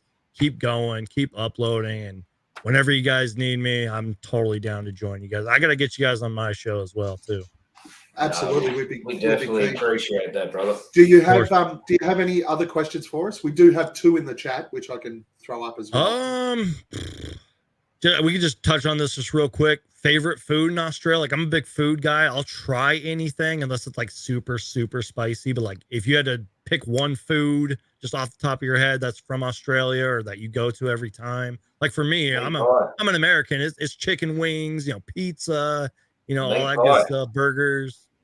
Yeah, so synonymous. Dead horse. Synonymous for Australia is the meat pie, definitely, as Hammo said. So you guys don't really have them over there, but it's basically just pastry filled with meat, like ground beef. That's pretty good. And you just throw some sauce on it. They're delicious, man. They're delicious. Yeah. But the other thing, I guess, that's absolutely synonymous with Aussies is a barbecue. Yeah. So it's a barbecue and beers. That's what we do. Speaking my language. Eggs on the barbie. But again, I'll try anything, man. I'll try it all. Sounds what about you, Boyd? Me, I like fucking chicken. Give it to me any way you like it. It's like chicken. I love chicken. But look, it's not really Australian. I don't really attach myself to anything. And barbecuing is more of a way of cooking food. So I don't know. No, I don't know if that's really one. Don't you dare say something like that to Ash. He'd no, you up, mate. We've got a guy in the Aussie group who is he actually runs a business, like a barbecue business, and it's the photos and stuff that he puts Check up it out, people. It's All the Smoke Barbecue. It is absolutely amazing. Check him Incredible. Instagram, Facebook, All the Smoke Barbecue. You won't check him out on check him out on Instagram and all that sort of stuff. Ash, shout out to you, mate, and shout out to your business. Now we have 2 questions here from the chat. Do you know anyone who had their baby eaten by a dingo? Lindy Chamberlain. I don't know about you guys. This is obviously pretty fat. My wife is actually cousins with the Chamberlains. So, yes, I do know someone who had their baby eaten by a dingo. Even though, let's be honest, the dingo didn't eat the baby. It wasn't me. Oh, allegedly. Sorry, guys. Boyd, can you really get a license to ride a kangaroo? Good question. Well, yes, you can. Various stages. It would not be official. It would not hold any. But you can't ride kangaroos. If you see a kangaroo, fucking steer clear of it because it'll probably rip you apart. Yeah. The cunts fucking have claws on them, and they like the fight. I was actually going to say that.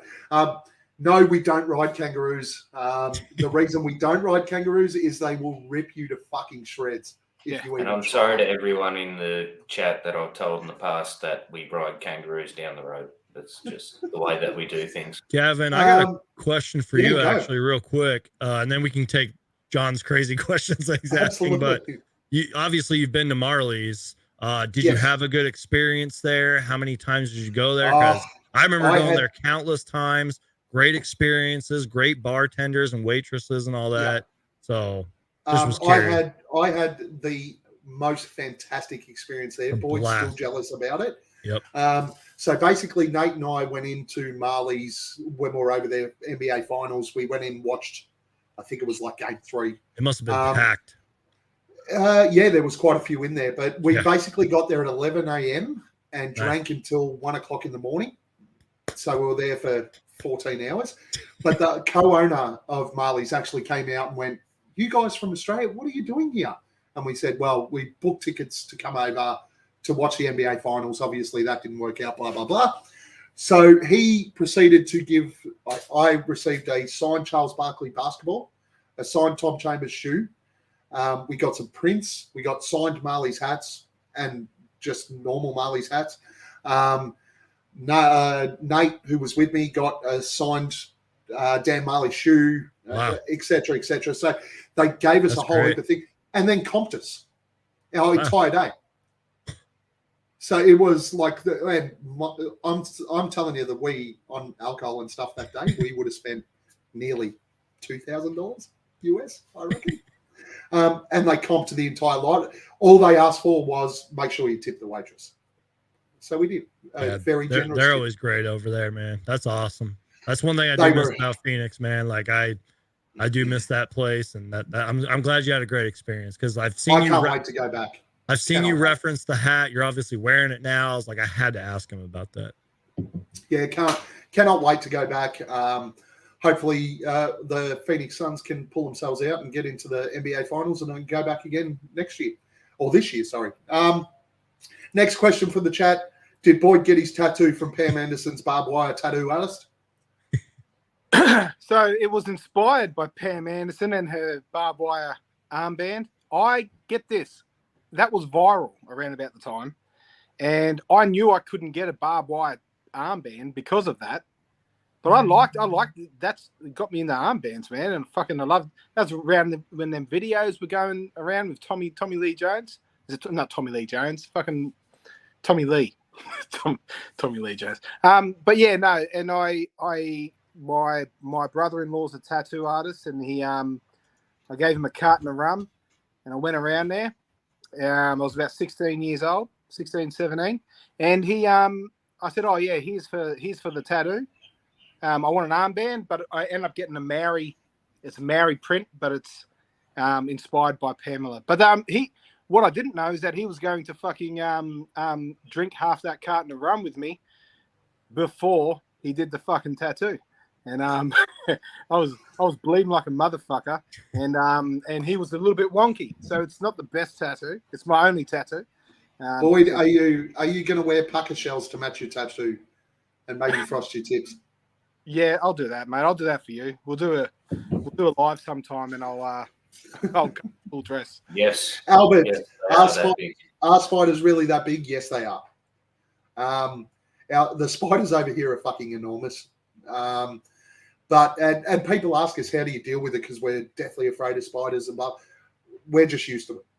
We grew up with that shit. It's like scorpions for you guys. Yeah, right? that's what I was going to reference with scorpions. And then out here, it's just a lot of, like in Memphis, Tennessee, it's a lot of strange animals like a possum. Like I didn't even know what a possum was until I moved here. Random lizards and snakes. Possums are fucking angry cunts. I went to an outdoor dunny at a customer's going back. A dunny is a toilet, mate. Yeah, it was like out the back of a workshop. And there was this massive fucking hissing and this horrible shrieking coming from the roof. And I looked up and there's a fucking dirty, rotten big possum looking down at me with its beady little fucking eyes. Yep. Fucking like. It's got like a rat's tail. It looks like a rat. I'm in the middle of a shit and I'm freaking out because this fucking thing's like going to drop down on me and get me.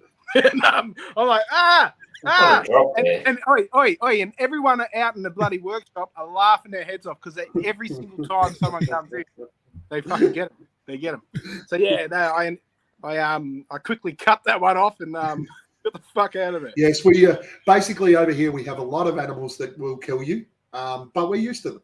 So, Arizona's got a lot of crickets too. I noticed that when I lived there. Yeah, we get quite a few crickets too. Yeah. But look, it is what it is out here. Basically, the animals out here are exactly the same as anywhere else. If you leave them alone, they'll leave you alone. Yeah, I saw a couple coyotes when I lived in Arizona. Just left them alone. They quit bothering us. Boyd, are you the 6th Backstreet Boy? The Backstreet Boys. Mate, I love me some Backstreet Boys, and it's I love to when I've got a skin full, I like to fucking bash that shit on. So I would love to be a Backstreet Boy. Love it. Welcome, Justin. Thanks for joining us, mate. About time. You're only 2 hours late. Just got finished doing some Whitney Houston karaoke. Does anyone else have any questions? We're all good. Happy to move on. That was a hell of a lot of fun, actually. That was good fun. Okay, you guys got pen and paper? I got one right here. It's Hammo time. Can't touch this. All right, pen and paper, ready to roll. I'm only playing it once. If you miss out, it's your problem, not mine. I've got some easy ones in here. I say that every week, but you all still screw it up. Guys in the comments, don't comment until we let the guests have a guess first. Here we go.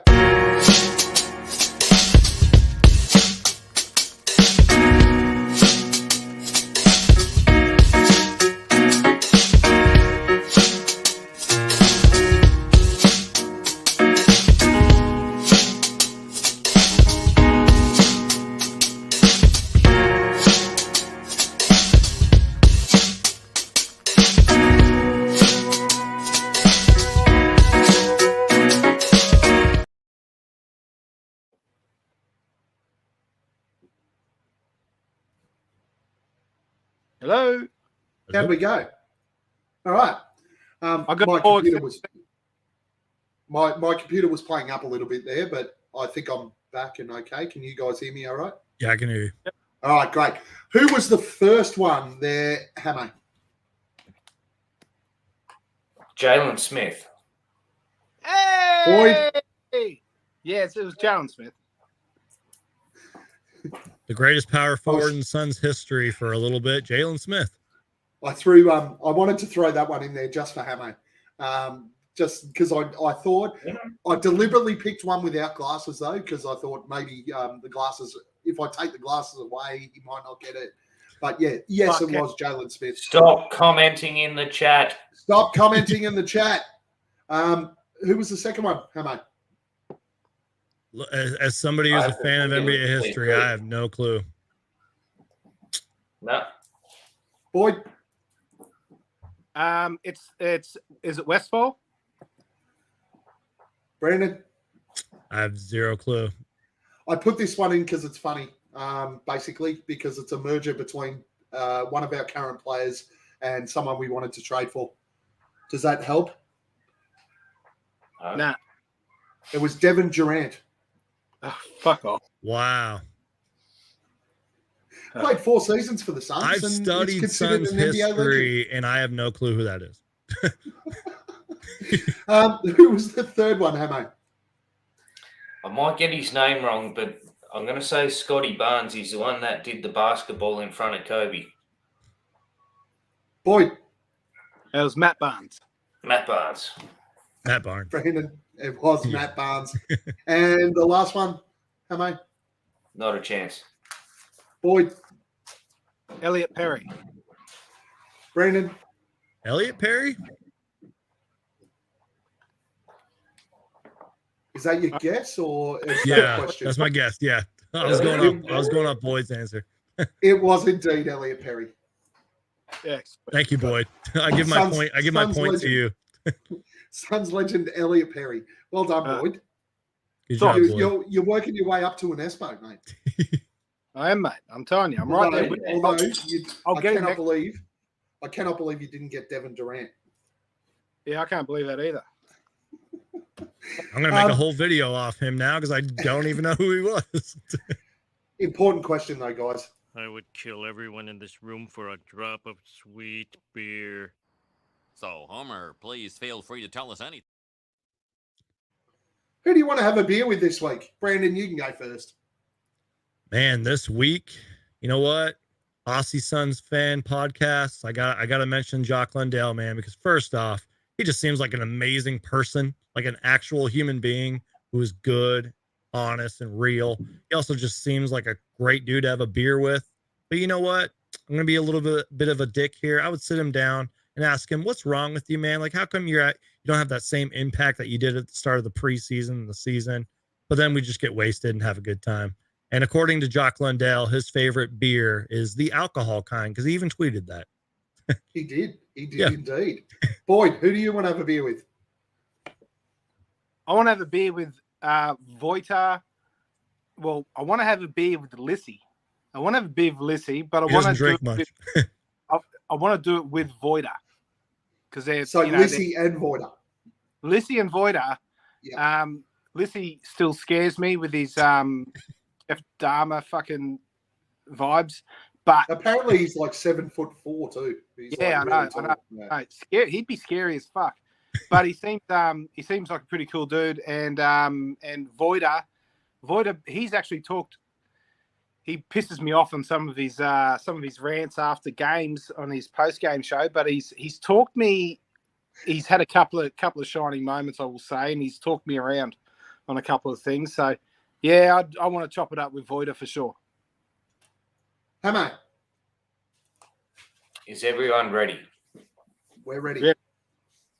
The person I want to have a beer with this week is Ben Simmons. Hey, Jesus.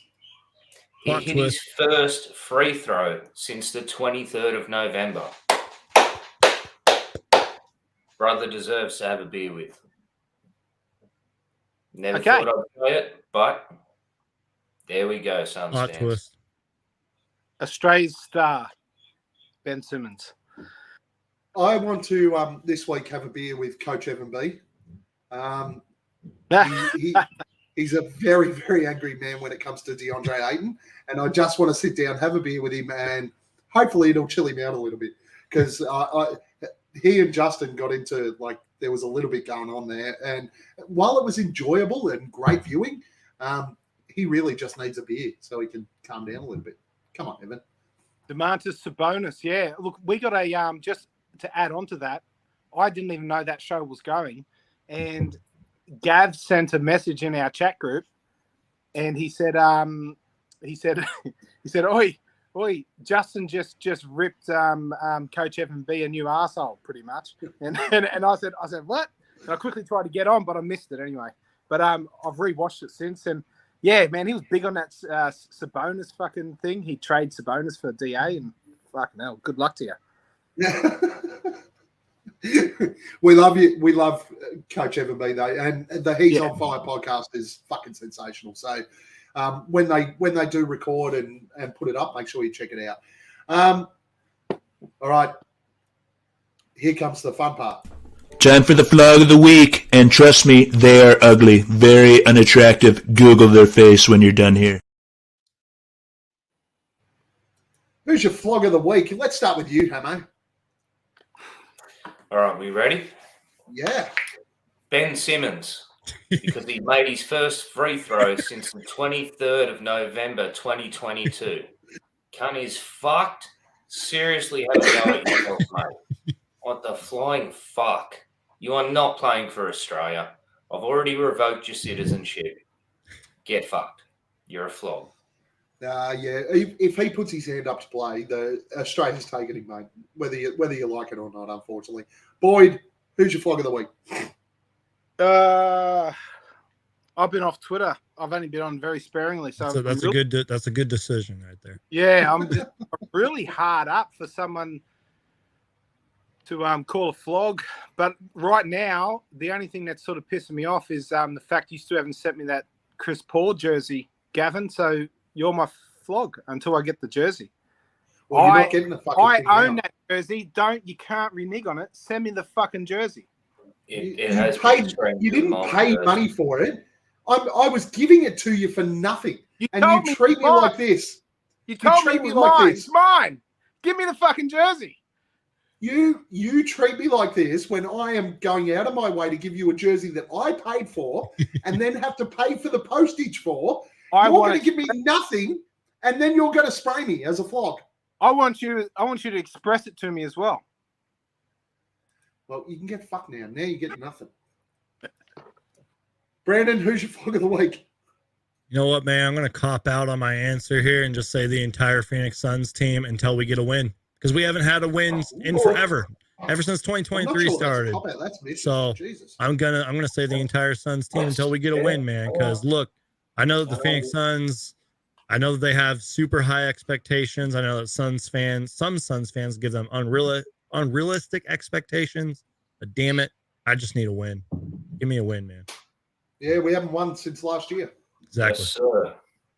It's out of control. I don't care if you're the worst team in the league, man. You got to at least get one win. My flogs of the week, it's kind of a group of flogs, really.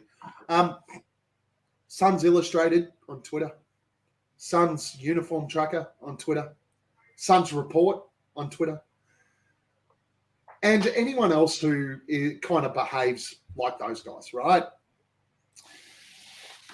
You basically spend your entire time. You spend your entire time on Twitter, hanging shit on the Phoenix Suns, on James Jones, on Monty Williams, on anyone and everyone that you can.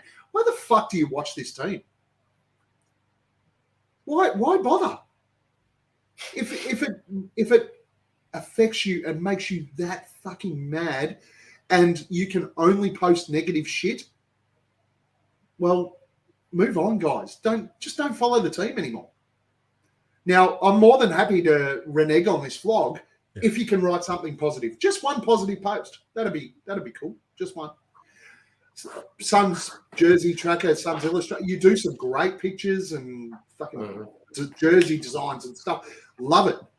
But every single fucking game, all you've got to do, open Twitter, and it's basically how this is the worst fucking. Do you guys not remember that 4 years ago we won 18 games for an entire fucking season? And you want to sit there and fucking rip the team down now? I was just gonna say, like, sometimes I can be part of that toxic Suns fans. Sometimes I'll troll. I'll be real. But I don't want to be a hypocrite. Post positive stuff as well. Exactly. Right? Like, I will post positive stuff. Even in the worst case scenario video or live stream, I'll try to be like, well, Torrey Craig was really good, or this player was really good. But Suns Twitter's never happy. They're never going to be happy. But speaking of trolls, Voider is he's a cunt of a troll, that one. he's on fire. He loves it. Although I'm very disappointed that he's been in the chat now for about 20 minutes. And if I can pick on John real quick, man, he got wasted last night and he joined me and Matthew on obviously his show. And then right when he exited, it closed the whole live stream. So me and Matt had to go live on my channel, which I do thank you for, John. That's more content for me. Yeah, that's it. It's more views for you, mate. That's where it's about. It's kind of funny, though. I'm not going to lie. Yeah, and off the back of your comment, man, I've got no problem. Like, let's be honest. We're watching the team. We're frustrated. The team's losing, right? So there's going to be negative comment. That's fine, but balance that shit. Yep. It's the people who post fucking nothing else but negative shit. And then when the team's doing well, there's nothing positive that comes on. Nothing. And that is what pisses me off. So be better, Suns Twitter. Be better. Yep. This was a hell of a lot of fun. Brandon, thank you so much for joining us, mate. And it's been a long show, but it's absolutely been worth every second. Why don't you tell everyone where they can find you, if there's anyone still watching on the repeat 2 hours? But where can they find you? What's the story? Yeah, if you guys are just watching me for the first time, Suns Geek on YouTube. My real name is Brandon. I've been doing this for almost 10 years now on YouTube, which is insane. I'm not as consistent as the Suns Jam Session podcast is after every game. The live streams, the live shows are kind of my Achilles heel, but consistent Suns content over on my channel, videos, post-game shows, recaps, whatever. I started a new series called Reacting to Suns Twitter, which I absolutely love. I find it hilarious because even though Suns Twitter can be the worst, they are pretty damn funny at times. I did mention it, and we still haven't got a Guernsey in Reacting to Suns Twitter. So I'm actually mixing up. I've got a whole notebook of tweets that I think that maybe I can post this and we'll get a run. Yeah, do it. And again, you guys, like, if you ever need me to come on, let me know, hit me up. We'll schedule something. I'm glad that we did get to schedule something. I'd love to have you guys on sometime, because the reason that my live shows have been my Achilles heels, because sometimes I don't want to just sit there and rant for an hour, just by myself. It is better to have guests and everything. So if you guys ever want to come on my show, just let me know. Mate, if you want to do a show after a game or whatever, just flick a message on Twitter. Yeah, if I need a rant or something, I'll hit you guys up.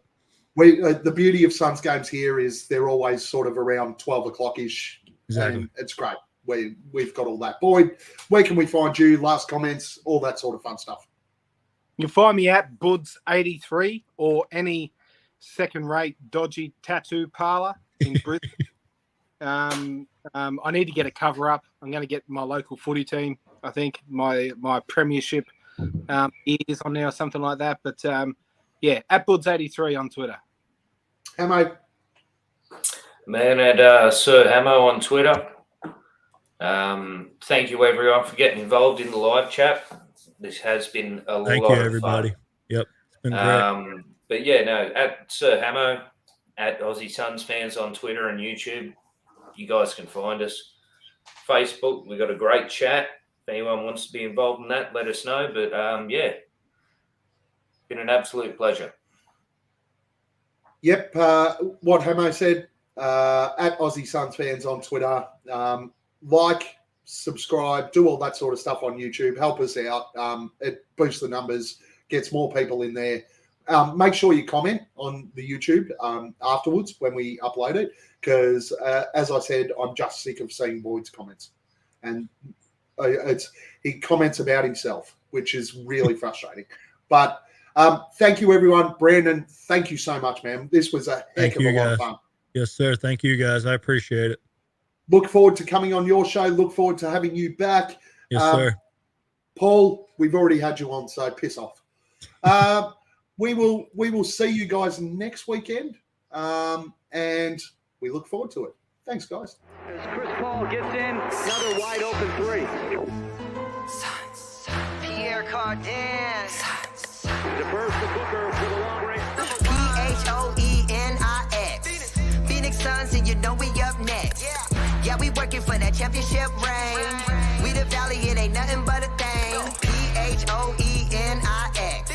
Phoenix Suns, and you know we up next. Yeah, we working for that championship.